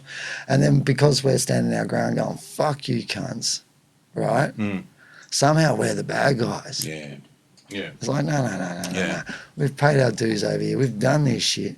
And you got second-rate MC, dude. I'm not talking about Pegs or anything, you know, maybe some of their crowd. Yeah. You got a second-rate MC dude over here trying to block us, block our trajectory. Yeah. Man, you can't even rap properly, bro. Yeah. Shut up. That rivalry that existed there, I think that kind of spurred LC's career somewhat. Like it blew yous up even more. You know, like just the collective, you know, beyond you as the individual. Like it was kind of like, it was all of a sudden it was like you versus them. It was like David versus Goliath in a way. It appeared to be. Well, it appeared that way. A lot of it was sort of like imagined up, wasn't it? It's people's perceptions and shit. Of course. You know, I don't wish any foulness on any of the people that were like, that were my adversaries at that time. Now, I care less, bro. Yeah. But at the time, it was like you're trying to actually smirk our whole legacy here. Yeah. You're trying to come at us and play high school playground politics in the rap arena, the blood sport arena. Yeah. And that's no, it's not going to happen, bro. Yeah. Do you know what I mean? Yeah. So we had to do that, and you're probably right. It probably did give us the impetus to go. we know we're nowhere better than these dudes. Yeah. Let's now go and fucking Yeah. Show We know 'em. who we are. Let's We go know and our show 'em. value. Let's go and show 'em. I remember saying to Trem, like when I came, my first trip coming down to Melbourne for, I'd lived there for a number of years, come back to Brisbane, but then going down there for music with Oath in '02 for that Culture Kings 2 launch. I remember saying to Trem, it was like LC knew their value early. Like, so Bob goes out and does You Got a Problem with Balance. Yeah. The three of yous walk out on stage, do one fucking song, and walk the fuck off that stage. You Yeah. do You Got a Problem with Balance, he does the extra verse, he's flanked by you and Trem, Yeah. J-Red on the decks, and you just walk the fuck back off. Everyone goes out and does their 20 minutes. Yeah. You guys walk out, do one fucking song, and we're like, no, we're going. It's about, That's all you gave. It's that street aura shit. I can't. We're all fucking standing there watching. I'm from Brisbane. This is my first time seeing any one of you. Well, I'd seen you up here and whatever. Yeah. I'd seen Trem and Robert Ricks actually at the time earlier, but seeing that collective, like seeing you as a collective, and it was just like, this is all you're giving us, you motherfuckers. Like I was just like, man, give us another fucking song. But that might have been to do with the promoters only breaking off so much Dude, or something. it's also like Very- you guys knew your value early. Yeah, and I also think like really strictly principled. Yeah. To varying degrees. Like Trem is super principled in certain ways. And Yeah. I am in my ways, and Yeah. and Bob and Jared in their ways as well. Yeah. So, maybe stubbornly so, and Yeah. that's what added to the fucking shit too. Yeah. We weren't gonna just. Was there a lot of stubbornness amongst you guys? We actually generally. Look, I would have been a cunt to get along with. Like Paul Bob, and Yeah. to a lesser extent J-Red, like, because they're not the personalities that are like robust like that. Yeah, for real. And I was like, heavily involved in extracurriculars and was a bit rowdy about it. And, But then I suppose even like early on, sort of booting Rob out not booting him out, but just telling him to go do you. he had to get the message. Yeah. Yeah. And like, I guess you could take that back. Like, if you really give a fuck about one of your mates and it's just not the right fit with something that they're doing, what are you going to do? Piss in his pocket and tell him, keep going, mate, you'll be right, you'll be right. Or are you going to go, hey, I believe you've got a fucking far superior skill set in another thing. Yes. That you could be really unreal at. Yeah. And I think you're probably just not up to scratch on this one. Yeah, dude. Get your eyes on that prize and fucking go for it. And he did, eh? And he did. With the writing. Influentially so. Internationally so. Through the early 2000s, he became one of the global tastemakers in the early bloggers. Man, we're talking action. We're talking car. We're Rock talking Marciano. Rock Marcy. We're talking, can't give that dude his flowers for some of that shit. And some of these, look, I don't really see any of these fellas anymore. The people we're talking about. Yeah. But give them their fucking credit and their dues for being like straight up innovators and fucking trailblazers, bro. Yeah, dude. In another field, starting out here, and he was a fucking good battle. He was a skilled battle MC. He was. I never saw him personally. He held his own on some he was a bit of a fucking, drunk fucking. Yeah, drunky sort of town crier type fucking shit. You know what I mean? Yeah. But at the time, like, no one could really combat that because it was like they're busy talking about the T-shirt you're wearing. Your mum's this, and he'd just come out with something fucking left field and some left field wit, but that's what Bob had too. Bob really had that kind of left field wit, you could talk about brain mechanisms there. Yeah. He probably I think it wasn't. Well, his album was actually going to be called Inside Bob's Head. Fuck. So it's just the way he, we all think in different ways. And Bob's like, why? So he had an album in the works? Well, it was always meant to be there. I imagine so. Like, come on. Yeah. He's a hard dude to tie down. But, the way he had his own way of, like, interpreting words and scenarios and putting it on a page. Unique, Yeah. And I always like that about those two, like as the formulators and then, like, oh, man, I love, fucking Night on the Tiles to me it's a fucking another one of those moments, to me. I fucking rank it alongside the Authentic. It's different. It's way different. But Prowler joints, Trem joints. Plus, he's putting his balls on the chopping block, bro. Yeah. Like, you got to go and do those presses at that time. Yeah, dude. It's a bit of an outlay. It's a great album cover. Yeah. Like, for album art at the time. He had Epic on the cover. Exactly. So a lot of that Epic stuff was really nice on the eye and was probably great from a marketing perspective. So Uncut fucked with Epic. Scribble Studios at the time, right? Scribble Studios, that's right. AKA Epic. Yep. What up, Andy? You're getting your credit. He did all the logos. Yeah. You know, I've hit him all up a that couple of shit. times to come on the podcast, and he almost came on once. And he actually he hit me back one day and said that like Rob Nat's A Night on the Tiles was actually shot at his mum's house, or like the cover, all the it was. I recall those times. Yeah. I do. Yeah. Andy was doing some cool shit. And he still is from the looks of it. But what were we talking about? Oh yeah, just they were unique. But it got to a point where Rob had to.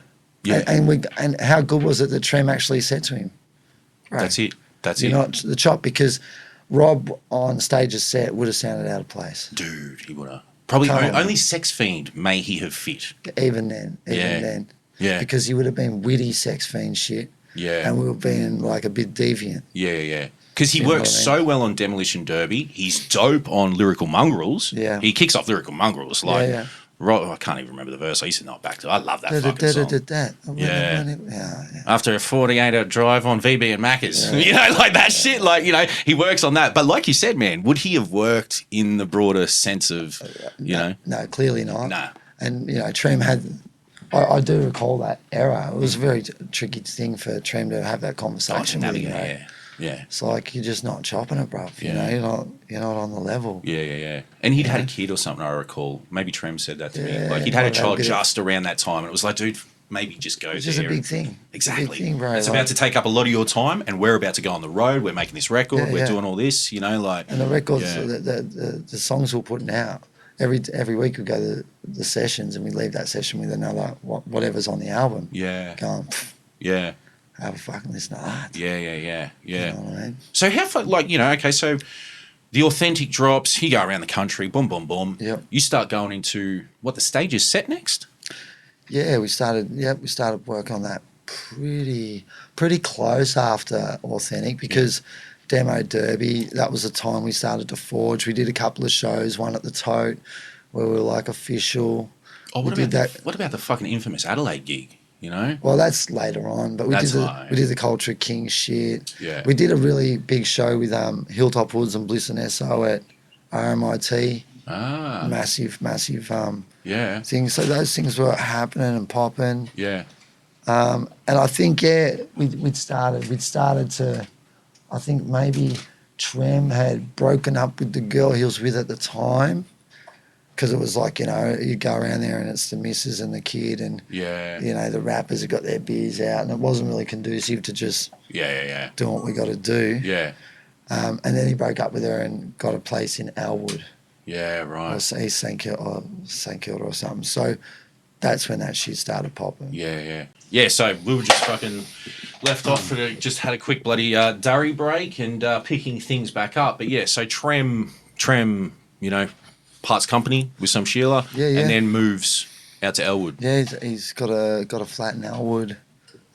He takes it a 2-bedroom flat, sets up a studio in the spare room, and I think, man, I'm pretty sure. Yeah, that's definitely where all that shit started kicking off. So I think it was just like we would organise possibly Saturdays. Yeah. Might have been a thing, and as you know, as we progress, we'd have the beats available for the future Saturdays. Yeah. You know, So you're writing ahead of time. yeah, Yeah. having, you know, rough themes, you know, all that sort of stuff as well. And I guess, I mean, this could be wrong. Well, but this is your You know, perspective my on, or your perspective memories on, Yeah, you know, how it unfolded. Yeah, and Yeah. Look, that's how I remember it. And like over time, obviously, you're collating more and more verses. I think he was bouncing it on I can't even remember the name of the machine, but it was like a digital 4-track or something. Oh, a DPS, like DPS, yeah, bro. dude, yeah. Digital So programming he's studio. or doing shit. some like Yeah. scientific, like. Well, that's what I'm Lazy wa- was recording on early too. Yeah, I'm Everything was watching recorded these- DPS. It was actually. And Yeah. like, you know, kudos to the dude because like he actually like endeavored through and fucking stayed committed and Yeah. did some crazy shit on that thing. But fuck, man, just as far as it being a comparable process to what occurs now, Yeah. Dude, yeah, no, it's fucking almost not. man. Yeah. That's just, it hurts my head even thinking about it. Yeah. So yeah, like, you know, over time, and then I guess we're getting to the point where we've got the joints, and we're starting to fill in the gaps. So we're doing the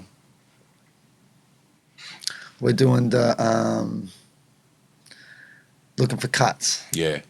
Yeah. Or we're starting to look at the skits. Yeah. Where are we going with this? Yeah. And over time, it's just shaping. And I guess, I do recall we went and got the photos. So all the album cover photos were done on a day in the city. Yeah. Epic took the photos.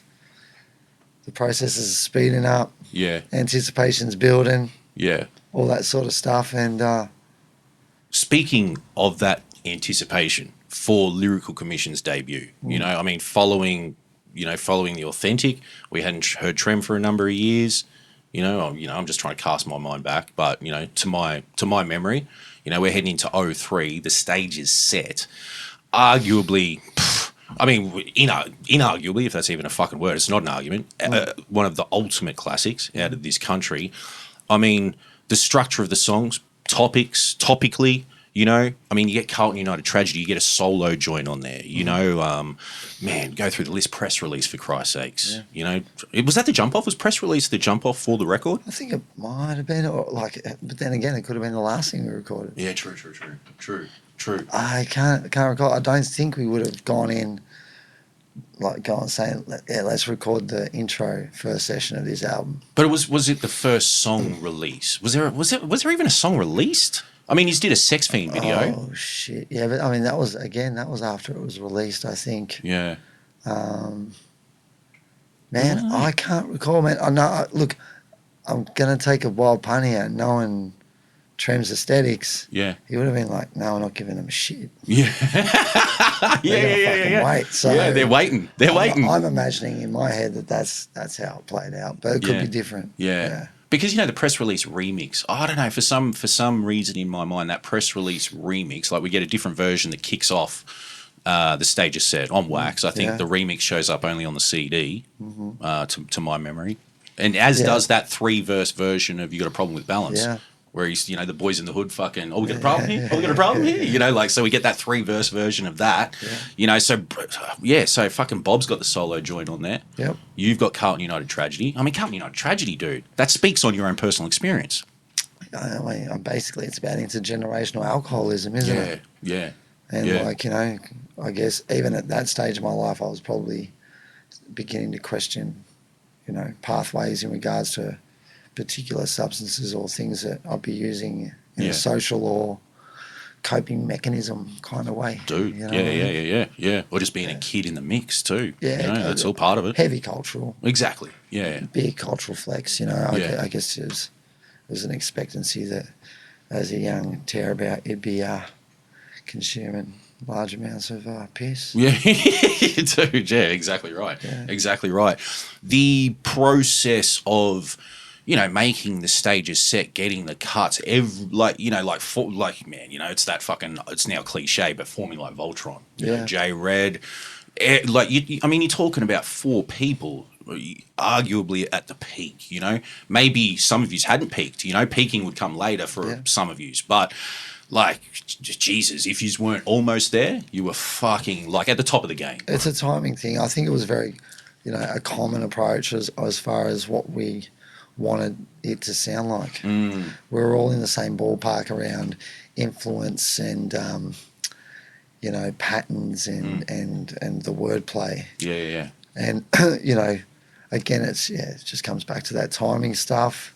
There was that competitive nature too, I'd imagine. Yeah. So I knew that Bob and Trem were going to come with some fire. Yeah. So I stepped the hell up. You had to go. Yeah. Otherwise, it's just a waste of a Saturday on everyone's behalf. So you wanted to be in a vicinity, a ballpark. Yeah. And if you weren't sort of thereabouts, you kind of have wasted, of course, people's day. Yeah. So are there any particular memories from recording that album you have? Like any specific things where you'd go, damn, there was moments in the background. What? Almost every moment was a damn moment. Yeah. As you go through that record, that's what you get. I vaguely recall that it was just a constant fuck. Yeah. Yeah. Yeah. And if it wasn't, the peers going, you just slayed or whatever, and that's ill. It was you looking at your mate and going, oh fuck. Yeah. You just killed it, bro. You know what I mean? So. Yeah. And then watching all that shit sort of form together, come together was just every moment was pretty sick. Yeah. Then. We knew what we were doing, man. It was premeditated. Not so much as like, we're going to do it like this. We were like, all right, we know exactly what you were just describing before, that we're kind of at the peak of our powers. Yeah. And we're around each other and we're competitive. So if I'm busting and it's holding weight next to you two, I'm in the ballpark, you know. And it was all around. So we just still sharpened, man. We're just we're just killing it. Yeah. And you know, I guess it's loosely topically based. Yeah, I mean, you could say there's specifics. Yeah, Carlton United tragedy. Got a problem with balance. You know, it's fairly stock standards. But there's, you know, we're speaking on a fair bit of shit on there too. It's not just all braggadocio bravado raps. You know what I mean? Yeah. It's no, but it comes together like as the classic albums that we grew up on come together. Yeah, and I guess in that regard, like, you know, we're always mindful of that shit. Yeah. I'd say Treem ever more so than us. Like, but we always want it to sound like a fucking great album. Dude, like not like an Australian hip hop album, like a universal album. Because that's also what you guys kind of, dude, there was a period there where you guys kind of came through and went, fuck this Oz hip hop thing, moniker type thing. We're hip hop. Yeah. We're not Oz hip hop. We're just making hip hop in this country. Yeah, that's what it was. We're not Aussie hip hop. We make hip hop in Australia. Yeah. Sort of thing. Like, it was some weird shit. Yeah. But just like the wasted endeavours on even giving a fuck about explaining that to anyone or someone, or trying to justify it with yourself. It's artistry. Dude.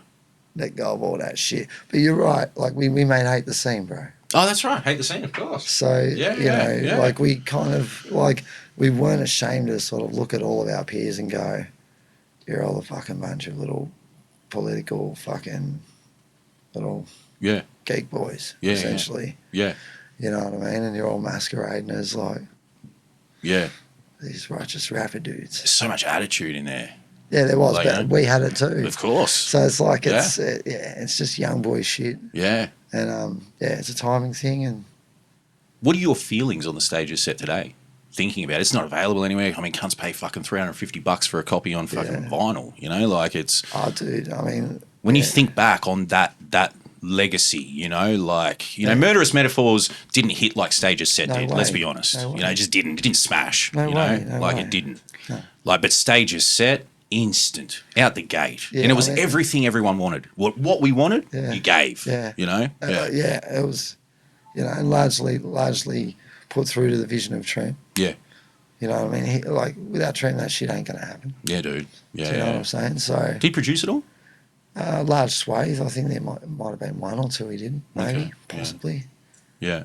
But I wish we had copies in front of us. And, you know, again, like, he was learning new equipment at the time. He was adapting to, like, new tech that he probably hadn't, like, stepped to.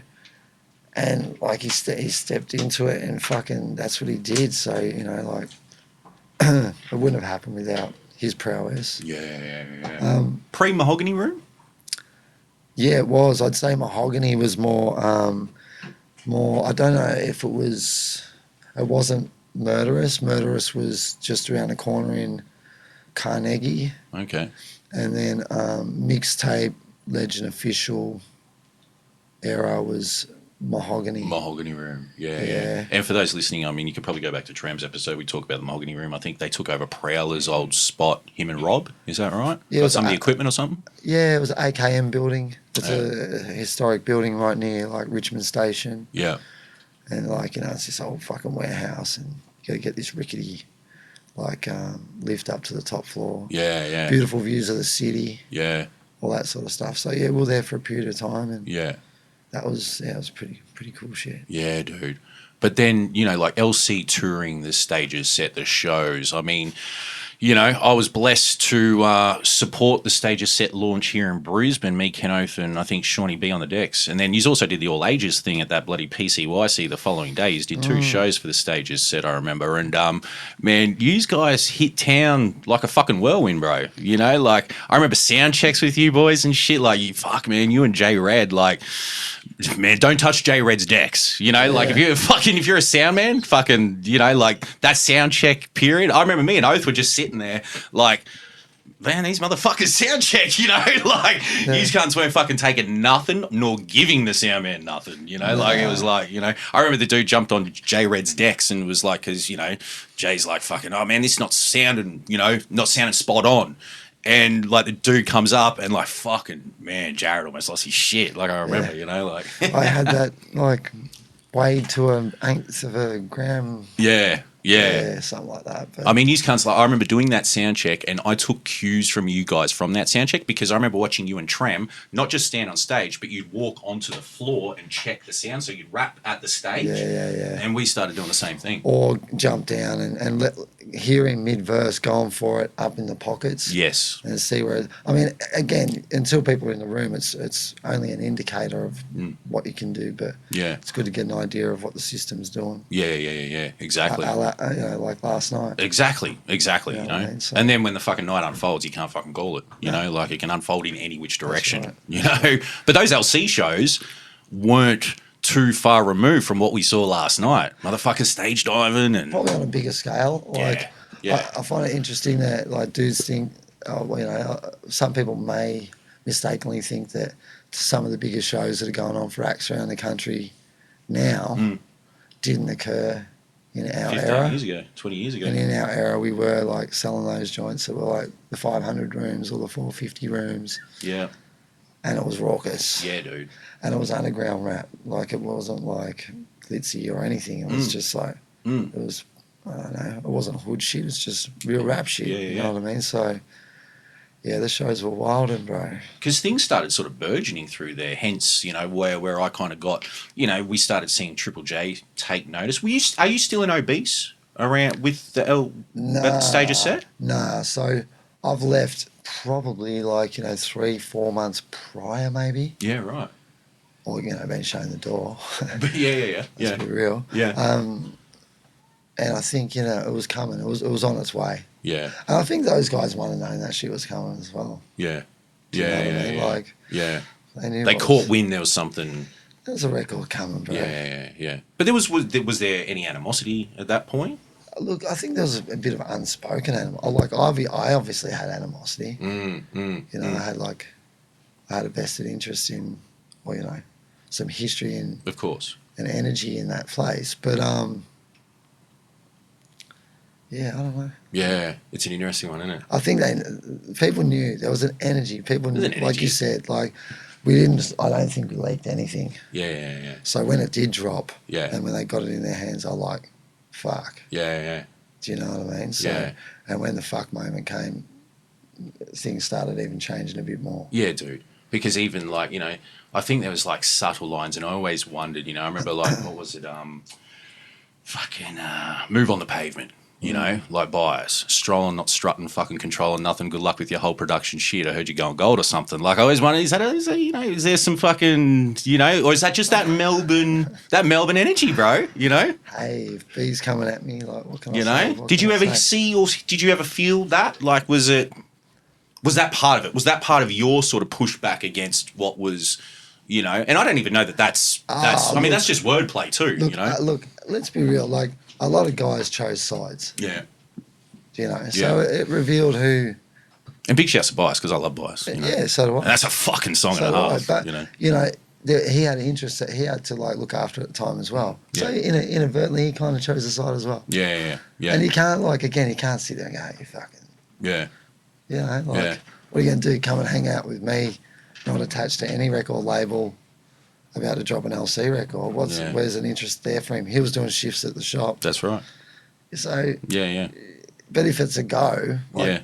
I don't know. I used to love coming down to Melbourne in that era because I always thought, and I'll fucking say it, man. I always thought it was like crabs in a barrel down there. Like, man, motherfuckers are just like, you know, it's just like, man, every cunt. But it was such a competitive scene. Like it was, you know, like it was makes crazy. You wonder if like whether that fed it for a good purpose or if people had actually probably not behaved that way and got a bit more around each other, what could have been the outcome there as well? It drove the art, you got to say. It gave us masterpieces. Yeah, it did. You know, it gave us fucking... Monopolies there. Dude, fucking A, you know? Like, I mean, you were one of the people driving driving that sort of train back, you know, like, well, you know, like fucking one cunt's going one direction, you're going the next. And it's going head on, you know. Like, some people I highly regard chose the other side at the time. Yeah.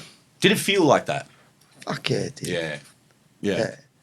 So, you know, and I guess in the back of your mind, you always like, when you get burned by someone, you kind of always like, they've done it then, they can fucking do it again. Do you know what I mean? Yeah. I'm big on that shit, like that trust shit. Yeah. It's really hard for me to fucking mend it when, even over trivial shit. Yeah. Somewhat. Yeah. You know what I mean? Yeah. I think as I've gotten older, I've tried to be a bit more open-minded and a bigger person around it, but yeah, man. Well, it's still there. It's that blood sport shit. Exactly, dude. Exactly. If you know, want to snake me, then fuck you. Yeah. Because a lot of it was kind of like, you know, it's all sort of, you know, and it's once again, it's reading between the lines with some of it. Some of it's overt, some of it's fucking there. You know, there's no mistaking some of it, and then other things are like, you know, it's kind of like, oh yeah, that might have been a little sneako right there. Well, go harder, bro, because then I can come back and like go to town on you. You know what I mean? Like, and like I guess that's why they're gonna flirt with it, but they're never gonna like direct it because, well, no one's really tried it. I mean, even Damo didn't really. Yeah. In his song, he didn't go hard at me. Yeah. He gave us one of his soft ones because. Yeah, that's right. Yeah. And I'm not saying Damo wouldn't. Fucking go me. He probably would, but you know, like. Yeah. It's like, have a go because I'll fucking come at you. Fuck that dude, man. That's a fucking record and a half. That record, man. Like just looking back on that shit, you know. Fuck, I forget about that. Fucking Damo. Ruffled a few feathers. Yeah, dude. Yeah, 100%. But anyway, fuck, you know, moving through the LC stuff. Yeah. I mean, you tour it. You know, you do the thing. You come back. You take off. Oh no, what do you do next? What is it? The shit, man. I think mixtape. No, we do. Obviously, we did Murderous after the stage is set. That was done in Carnegie. Okay. I think we might have done a couple of shows around it. That was the era where we did the Dallas Dancers show. So we sold doing the strip clubs, hey? Sold out the strip clubs, they were crazy events. I mean, I guess another point I'd make is there's some stuff on Stage's set that probably would get, you know, go into the cancelled sort of fucking bracket nowadays. There's some very you know. Some things that would get, you know, people a little bit upset. Oh, certainly. You know certainly. what I mean? Yeah. And I guess I'm not bragging about like selling out a fucking strip show Too. or a strip club, but it occurred. And that's what happened. So we're doing that sort of stuff, bits and bobs. But you got like, I mean, to your credit, like, a lot, actually. Dude, going back to that era, I said it to you this morning, man. You dudes would always bring the chicks out. Like chicks, it wasn't just the fucking random half dozen chicks that showed up with their dudes, you know, a la a 750 show in Brisbane. You guys could do an LC show, and all of a sudden there's fucking Sheilas in the crowd. It's just like, man, where did these fucking girls come from? Like, you know, it's just like, damn, you know. Well, that might be the PC thing. It's like you automatically expect that if you're getting a bit risque about your content, that it's going to ostracise a certain demographic.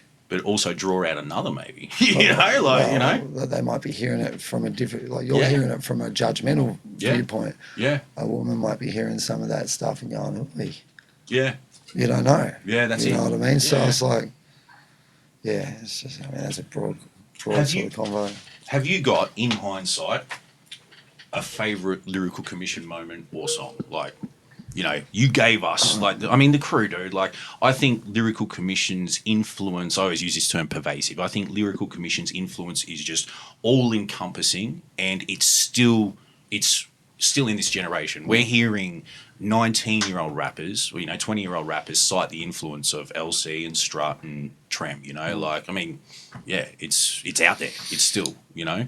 Lots of great moments. Even more so than like a Hoods, you know? I mean, the Hoods would fucking later influence a wider thing and then in turn change everything and bring a lot in their wake. But early on, real early on, in the early 2000s, when this thing's still fucking building, you know, like that music has become generationally important. You know, dudes are fucking still discovering it today. Yeah, you know? I mean, and even off conversations last night, people explaining that, you know, they've used all that as the soundtracks to their lives, but there was so much magic in there, man. Like you're asking me to identify one moment. There was a lot. Just the fact that I was able to we were able to just create them. Yeah. We were able to do them. Yeah. You know what I mean? That we actually had the the wherewithal to stay committed to meeting up on those Saturdays and doing those songs and, you know, seeing something that you want to do through. Yeah.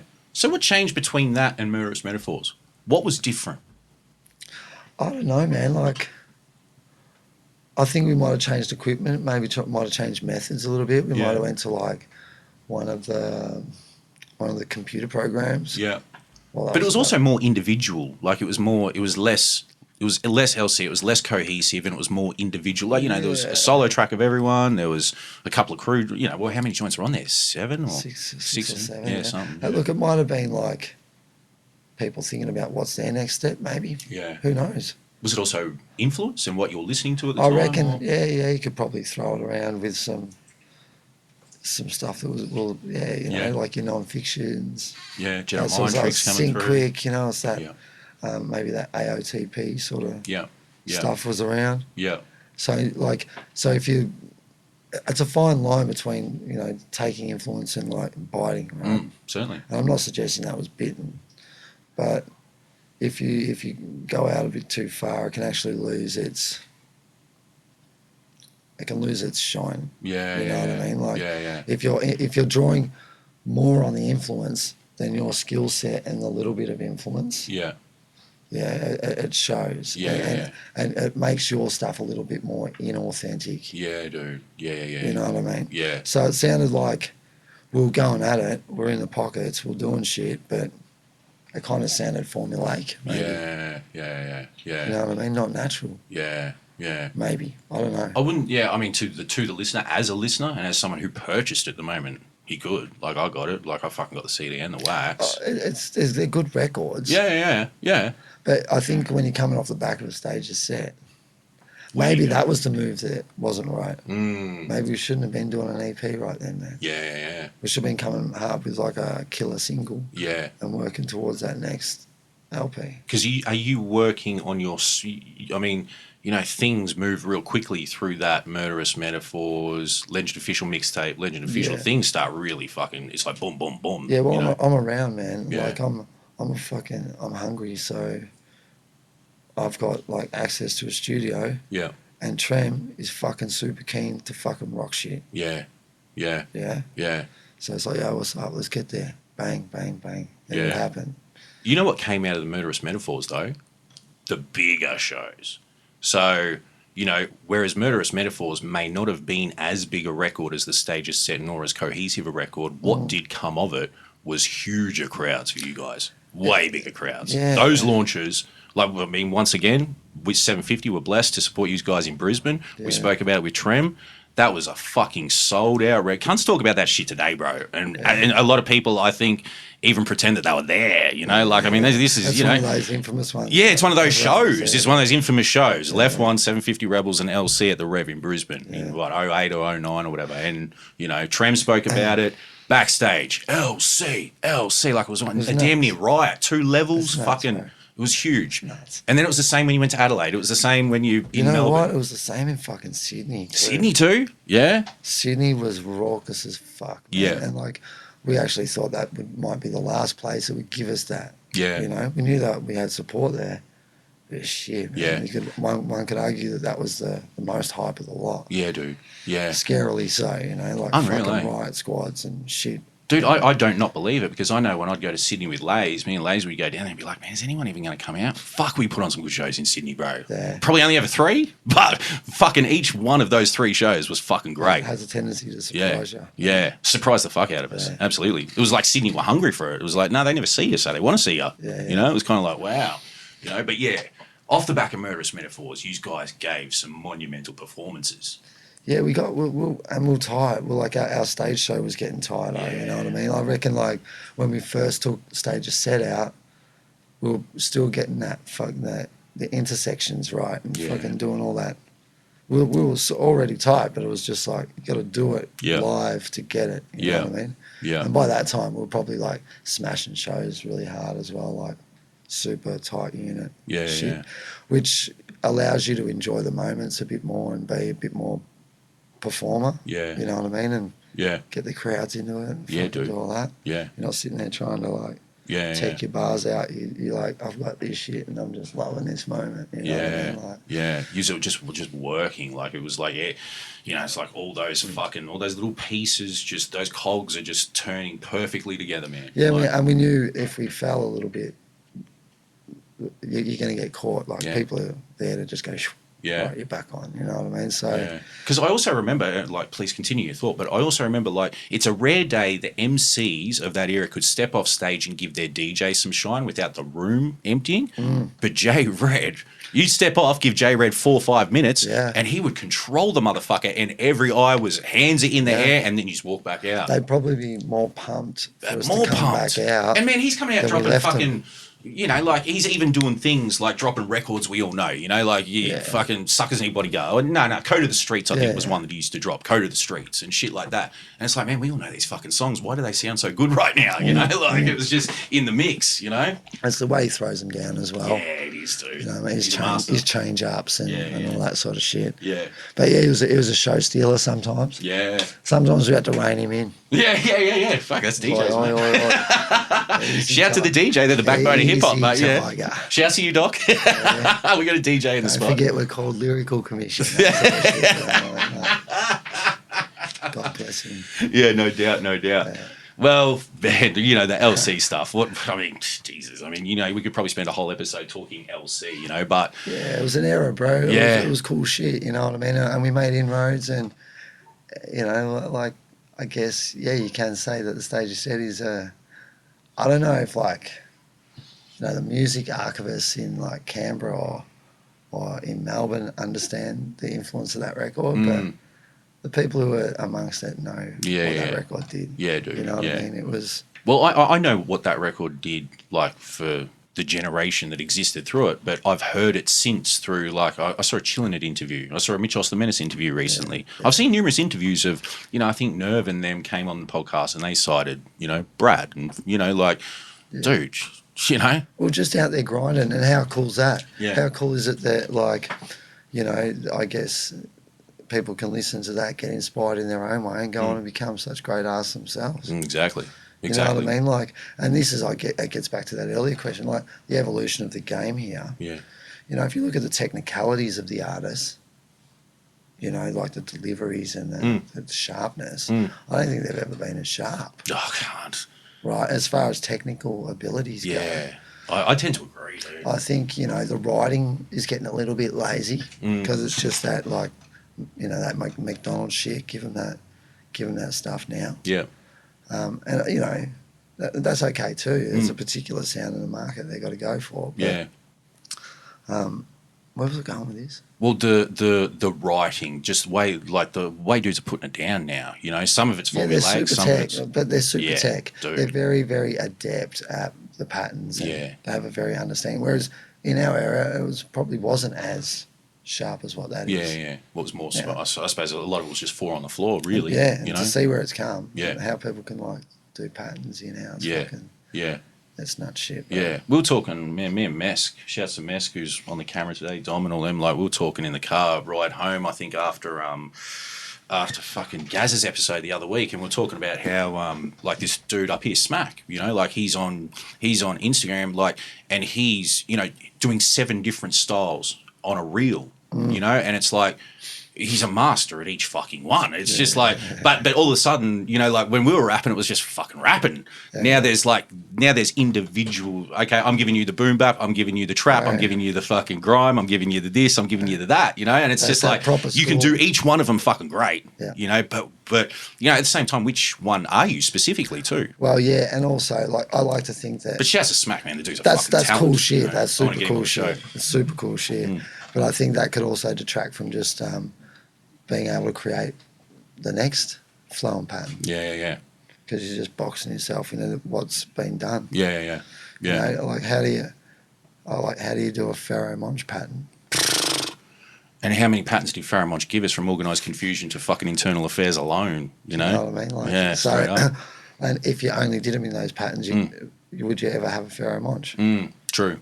So, you know, that sort of shit. But it takes those dudes to also progress things, to make things move that much fucking further, I suppose. You know, like, so we get another generation now that take more from that and less from us or you, and go in another direction, another direction. We'll see where that goes. Yeah, that's it. I suppose that's that's what the future holds. No one really knows. You know, no one really knows where it's going.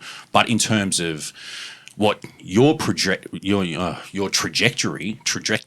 I suppose, at that time, moving into the mixtape, what made you want to do a mixtape ahead of? Oh, look, I think was it that's what premeditated? I was around the studio heaps. Yeah. So like sometimes if they were dead days or like we didn't have the beats or whatever, I got this fucking intro. I got this. Chuck this on. I'm gonna be like, go in the booth, spit 16 little hooks here and there, rah rah rah.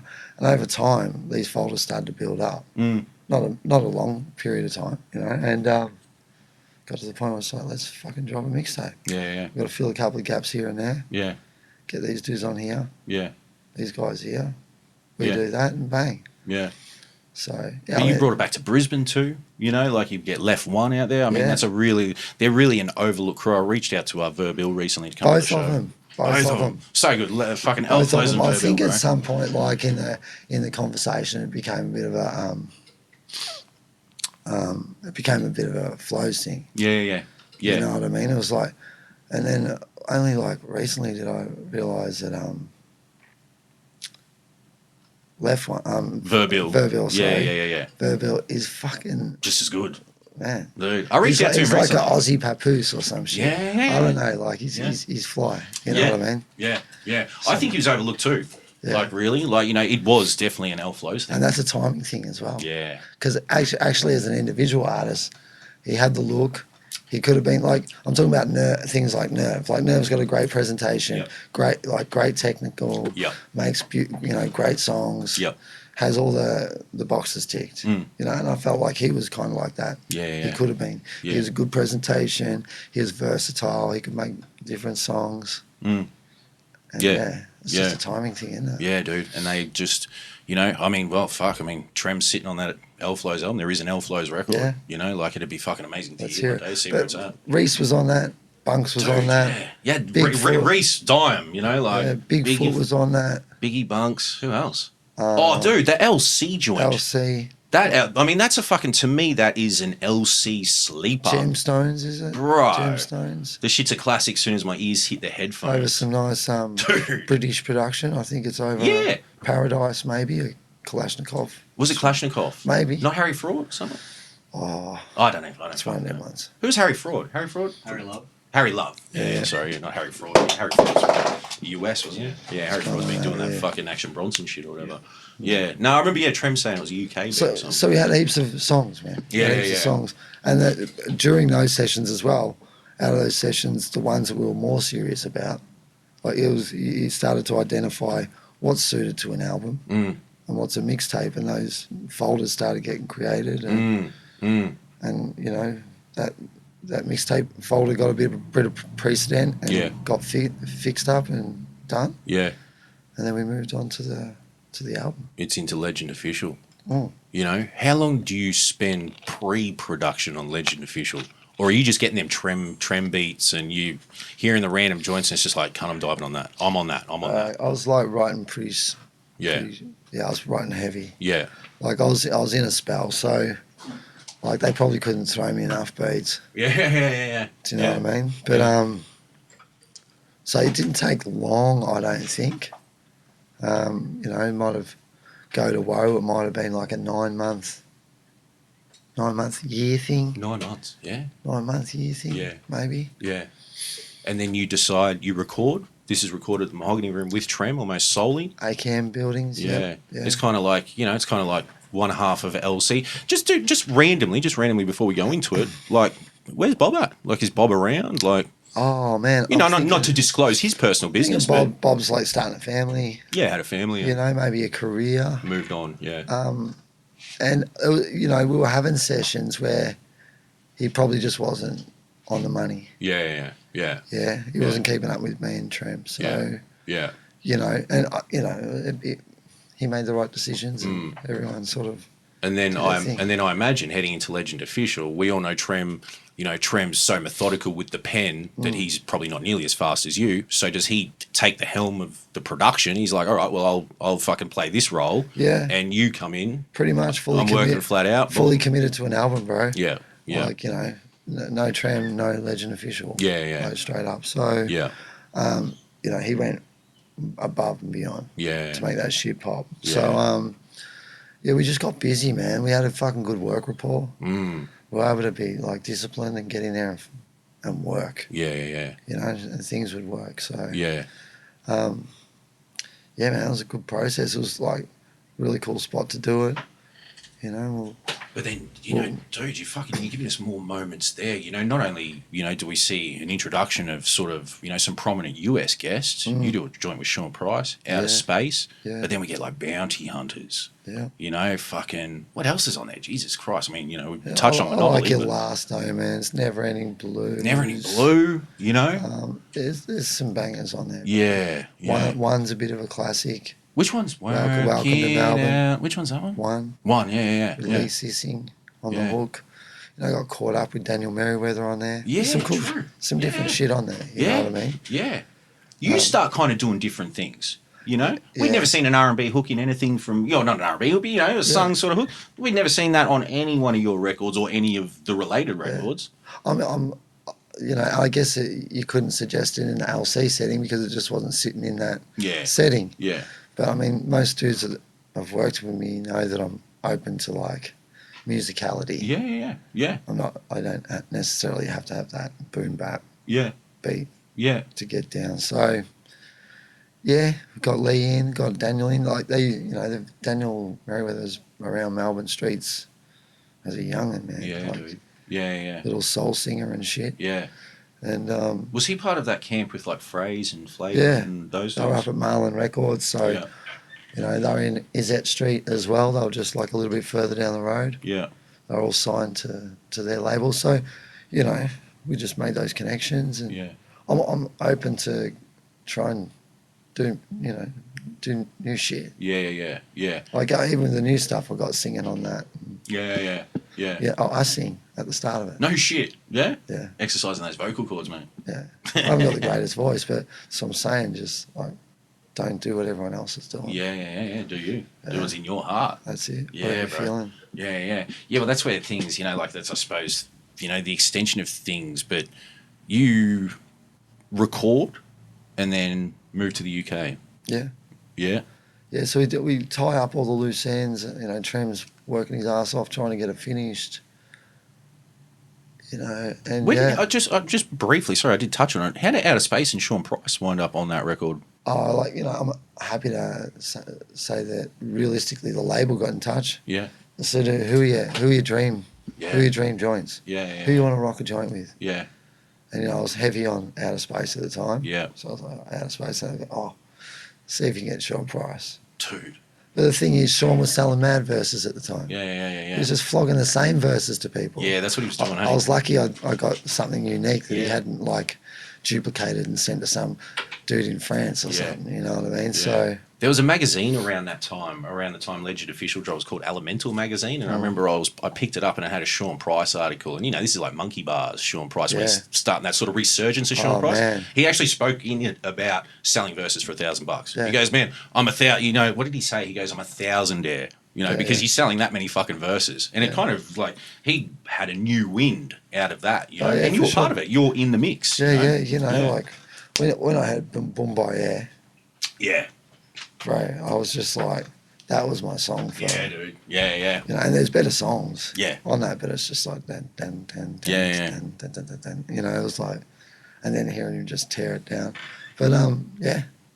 So dope to have Sean Price on the track. Yeah, dude. To be, you know, in some way, even if it's this fucking big, but just a part of that legacy in any capacity, you know. I often say I went to the fucking, man, I say it all the time, but I went to New York. If anyone's listening to this fucking podcast, they're rolling their eyes right now. But I saw MOP and Sean Price on the Lower East Side, and I'm standing side of stage watching MOP, and I just feel these hands on my shoulder. I'm just standing there with my missus, and I look and I turn around, and it's fucking Sean P. And he's just like, you know, he just kind of gives me the nod. He's like, an acknowledging nod, but just, bro, I've just got to duck up on the stage. He had a Ralph T half on over a white tee with a Ralph bucket hat and fucking dunks or some shit. I just remember, and he just cuts up onto the stage, and I was like, fuck, that was Sean Price. You know, that's Sean Price. He walks up on the stage with MOP, you know, while they're finishing with Cold as Ice. And Sean P comes up. It was like Brownsville's in the house, you know? I met him out in a hip-hop camp. Yeah. After the album had happened. But it was like super dark out in the, you know, the back section. And people are just wild, and it was just a bit of yelling over each other and shit like that. But yeah, that was cool. Look, the whole process was killer, man. You know, like Trem was eager to do it, and like, come on, man, like you're an MC, and man saying he wants to produce and record your album, like that was a great thing to do. Do you feel at all that album is almost bogged down by Monopoly? Like, Monopoly became such a fucking point of contention that it's almost like when you think that album, you just think Monopoly. Like, it's, you know, but there's so many, like you said, there is that many great joints on that record. Somewhat, you know. I mean, it's always great to have those songs, regardless. Absolutely. You know? Like, Monopoly is that joint. Yeah, but you saw last night, like, there's other songs on that album where I can pretty much just like hold the inside microphone the out to the crowd, and they're just doing bar for bar. Yeah. So like, I mean, Monopoly's just the one. You got to think it wasn't the same thing. Like, we did a video for it, but the whole like social media thing wasn't the same. No, like, was it MySpace days? Yeah, I've heard people say like if it was like comparable to the impact that it had at the time, or how much people listening to it, it'd be comparable to X amount of hits nowadays. It made noise. Yeah. Oh, it fucking made noise, all right. Yeah. Absolutely, dude. No mistaking that. Yeah, you like if that happened today, you may have had a viral moment or something. Yeah, or whatever. Whatever, you know. Yeah. Yeah, but then I went to England just as it dropped. So we never really like serviced records as soon as they dropped in the past. Like, it was like, what's the use of touring 1 week after you've dropped a record? Yeah. When people have only got like a few days to digest it. Yeah, exactly. And you want them fucking going bar for bar with you at the show. Yeah. You know what I mean? Yeah. So give them 3 months, you know, like, and then go out. So that was my justification. My wife, who was my girlfriend at the time, was, I'm going whether you like it or not. You know, you can come or not. Yeah. I was like, no, I'm not gonna give up on you. So I went over there, probably with a plan to just even kick it for 6 months, a year. Yeah. Like, I didn't even know what was going on. Yeah. And ended up staying there for 5 years, bro. Yeah. But I'd come back to like service the album, so I came back. We did the Legend Official tour. Yeah. I don't think we toured the mixtape. We might have.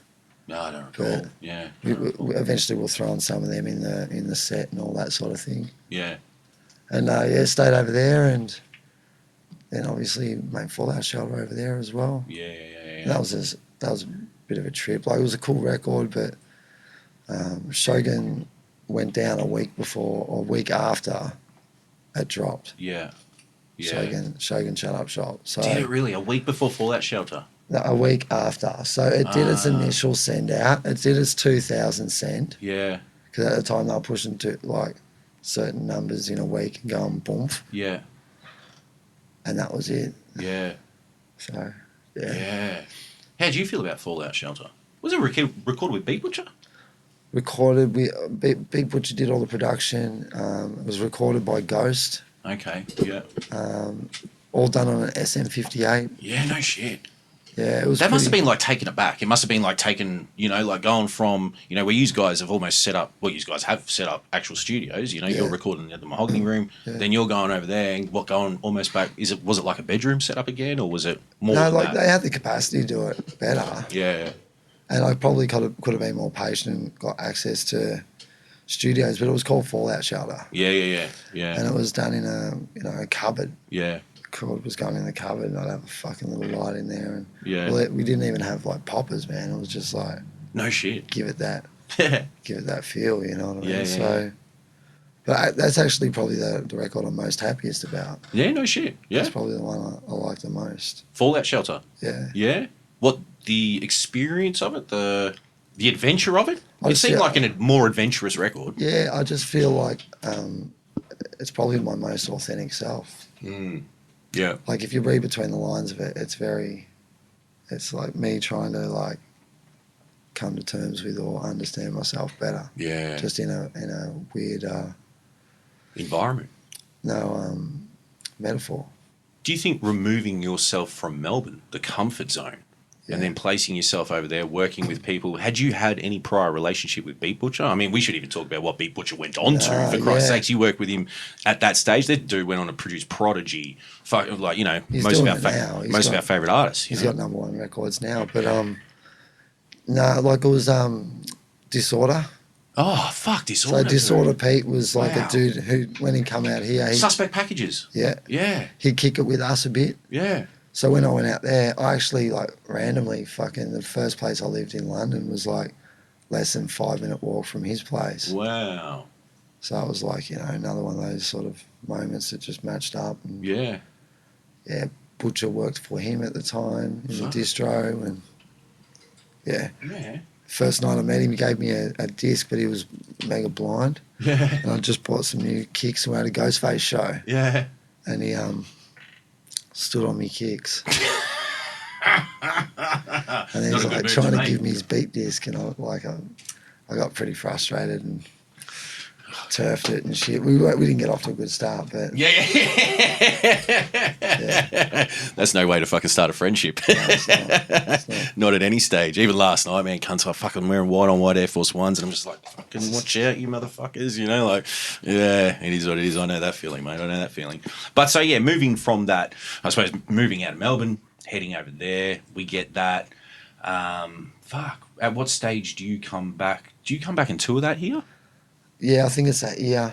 Well, you spent a lot of time over there too, didn't you? Like, I was booked for Hip Hop Camp that first year, so I left like in June or something, went to India, and then like got there just in time for camp. And man, explain to people. I mean, Hip Hop Camp was, you know, pretty much the biggest hip hop festival fucking on the planet at one point, wasn't it? Hip Hop Camp in the Czech Republic. Arguably. Yeah, 3 days or something, or 2 days? 3 days. Yeah. Out in this old like airfield with like bomb shelters and shit. And, like, and all the best rappers in the world would be there every year. Yeah. But got to play that there. Where was I going with it? I got to England. Oh, probably played camp, and by about Christmas time, I think I started to head back. Yeah. To do the Legend Official tour. Yeah. Okay. Yeah. So you were there. So how did it play out? Had you recorded Fallout Shelter then? No, that was still a couple of years away. That's after. That's way after. So you come back, do the Legend. Do that. Went back to England. Just lived in England. Yeah. I was kind of like digging the anonymity for a while, but I couldn't avoid doing music either. So I like linked up with Butcher. We hadn't probably developed Fallout Shelter yet. That was probably a year later. But you know, I was running around to rap shows and meeting a few people and you know, getting around a bit. Yeah. Who are you connecting with over there? I mean, you were saying like you played the Jazz Cafe, how do you wind up in those venues performing? Oh, look, I was working out of Chemo. Chemo he was recording a lot of artists. Okay, yeah. You know, I knew people as well, like, you know, people like Jest and Chester and I guess, you know. Well, some of those guys have come to Australia already, you know. You're meeting people and meeting up with them again. And then also LC was stocked in Mr. Bongos over there, I suppose. Yeah. You know, you were actually selling copies there too, weren't you? Yeah. You know, like it wasn't just it was stocked there, it was actually moving off the shelf. Yeah, now I guess that holds a degree of weight. But like, you know, you're out and about, you're meeting people and, you know, doing some tracks here and there. It's unbelievable how you can land on the fucking opposite side of the earth and wind up back in that, you know? Well, I went there probably to try and get away from it. Yeah, exactly. And it still follows you. Other than the hip hop camp. But yeah. And you did that with Taunts, eh? Did that the second time with Taunts. I played there 3 years, over 5 years. Yeah. First year main stage, and then they started putting the rowdy Aussies in the side bunkers. How many Aussies are going over there playing hip hop camp?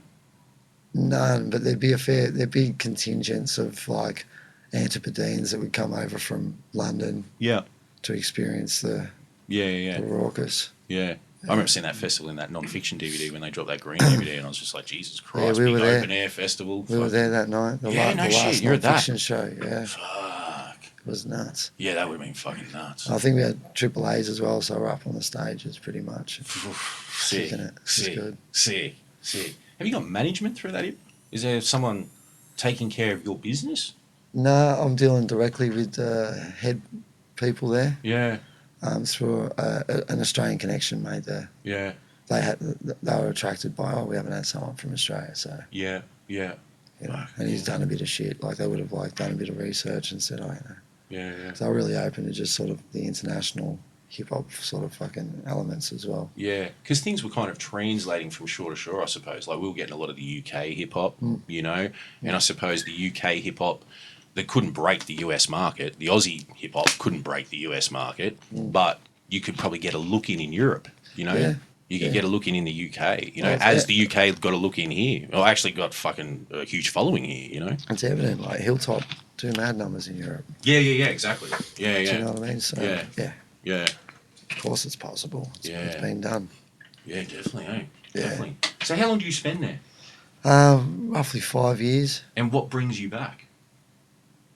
Probably, you know, like, you have to make a call at some point. Like, we could have stayed there. I had ancestry and, you know, my wife had skilled migrant visas and all that sort of, and her skill set was wanted. So, yeah, we could have stayed, but I think it was like, you know, it's probably, London's not the type of place you want to bring up kids, I'd imagine. Well, I wouldn't anyway.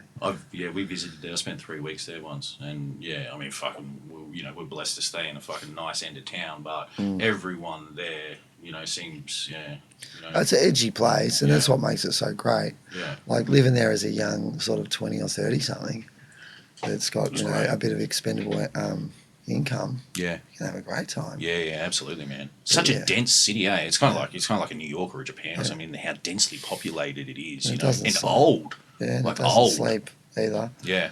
But yeah, no, we thought, you know, it's probably getting that time. It was like, get married, have kids. And, Yeah. you know. But was it feeling like home, or was it like, nah, I want to get back to home? It never felt like home, bro. Yeah. Nah. And that's why I guess Fallout Shelter was written. Yeah. Some of it is the metaphor around sort of that you're in this fucking, you go back to this cocoon at the end of a day, but you're in this fucking huge, like, city, like you just described, you know what I mean? Like, Yeah. Fucking unbelievable. So you land back in Australia. What are your moves? You even thinking about music, or are you just going to settle down now? Oh, I don't know. Maybe I did some shows. I don't know. Like 2009, must have done some bits and bobs. Yeah. Must have been like, you know, trying to service people somehow. Yeah. What happens next? What's the next move for Brad? That's the last, like, official sort of release. That's what I thought, eh? I was just like, man, where's the, you know, where's it go from there? Because regardless of whatever, you continue touring, you know, well into, you know, the 2010s and shit like that. Yeah, probably. Yeah, I'd say so up until a point. What's going on? I don't know. Maybe Well, Trem starts working on for the term. Trem's probably doing that at that point in time. And I've probably been like, wow, it's time for that to happen. Yeah. Weren't you going to do something with K21? Wasn't he going to produce you or something? No, we did a couple of tracks. Just a couple of joints? Yeah. But no, nothing that we spoke about doing. Yeah. Oh, okay. I thought I fucking read somewhere once that, you know, there was an actual LP or album in the works. No, it would have been good. Yeah. Would have been good. Yeah. He's got some skills, that kid. But, definitely. He's probably a man now. Yeah, absolutely. But yeah, like Trent probably went and did his thing, and I've probably come back and realised that what I do on the mic isn't going to fucking pay the bills and that's right. Fill the fridge and do all that shit. So I've gone back and done whatever you have to do when you find yourself in that situation. Of course. And a couple of years passed by pretty quick, I suppose. We got married. Had our first kid, did all that sort of, well, that wasn't until a bit later, but, you know, we're settling into Australia. Yeah, just settling back into that life. Back in Summer Bay, mate. Yeah, bro. Back in sunny old Melbourne, man, fuck. How did you, like, playing, like, you know, taking a back seat You know, Uncut Recordings is sort of, you know, it's doing things. You know, it's making moves, and then, you know, we see for the term of his natural life, you get a nice fucking Guernsey on there, man. Yeah. Like you give us some of your history. You know, Give him a couple of Guernseys there, so I got a bit of Russian shit on there. That's like, right. talking about the larder. Yeah, that's right. Sort of writing about me mate Dennis in Latvia and shit, and get to do the history shit. Yeah, look, a huge honour to be on that record, right? It's a massive honour. Yeah.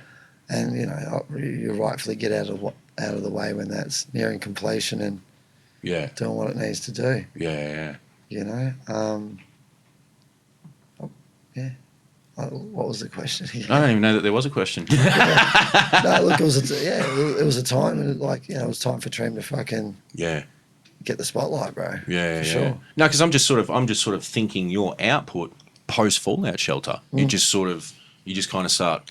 Well, it probably is that, and because, you know, you've got a vested interest in relationships. You've got that trust, and you know what works for you over time. And if Treem was doing that record, he was, because I recall doing the verses and stuff. So you're not going to go around and go, bro, I've got tracks I want to do. Yeah. You know what I mean? Like, Yeah. And then the flip of that is you don't want to just entrust anyone else to do your shit. Yeah, that's right. So you build up a bit of a barrier. Yeah. I only want to fuck with old mate or so-and-so because they make me sound dope. Yeah, that's right. That's who you work with. I don't know their shit. You know what I mean? Yeah. That sort of stuff. So, yeah, if you're not endeavouring and you're not going out, then periods of time can pass. Can fucking elapse. Can fly. You know, absolutely.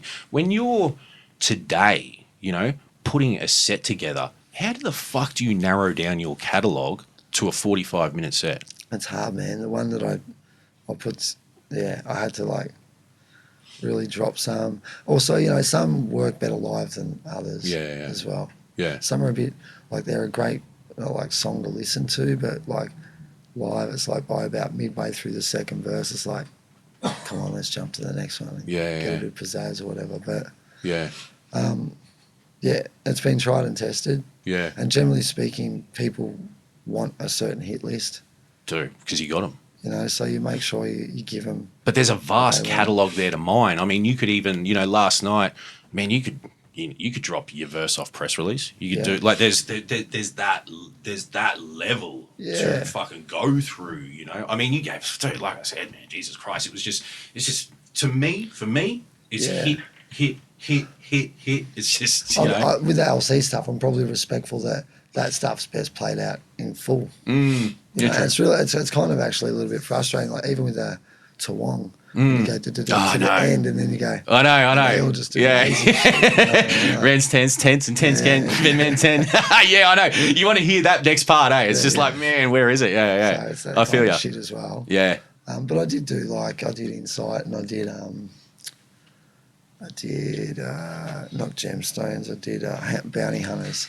True. Last night. Yeah. You know? But even then, it's weird because in your verse, you're like talking about us, we. Yes. And then it's just you doing it. It's just you. Yeah. So it's like, it's weird. But you know, like their moments in time and see the reaction. Like, man, dudes are losing their fucking mind last night. Losing their mind, man. It's a bit out of control. Yeah, bro. Like I said, I was talking to a mate in the front bar, and I just heard you. We're mid-conversation, and I just heard those opening notes. And I was like, just fucking boom, straight in. And man, it felt like a tsunami of people just fucking crowded in around. And man, it was like, it was it. And even inside the premises, just with that little hiccup at the beginning, it just added to the intensity when it dropped. It was kind of like it was just like, here we go. It was almost like a wheel up. Yeah, almost. Dude. Yeah. Absolutely. Well, I mean, I suppose that brings us fucking almost up to date, but you're back out here, bro. You're making music again. Sonder on the beat, working with Inkswell. Big shouts to Inkswell. We had him on our 99th episode of this podcast. Inner Tribe Records. They've re-released your music. Yep. Cassettes, merch. This is what I say. You've hit the ground running again. It's just like, boom.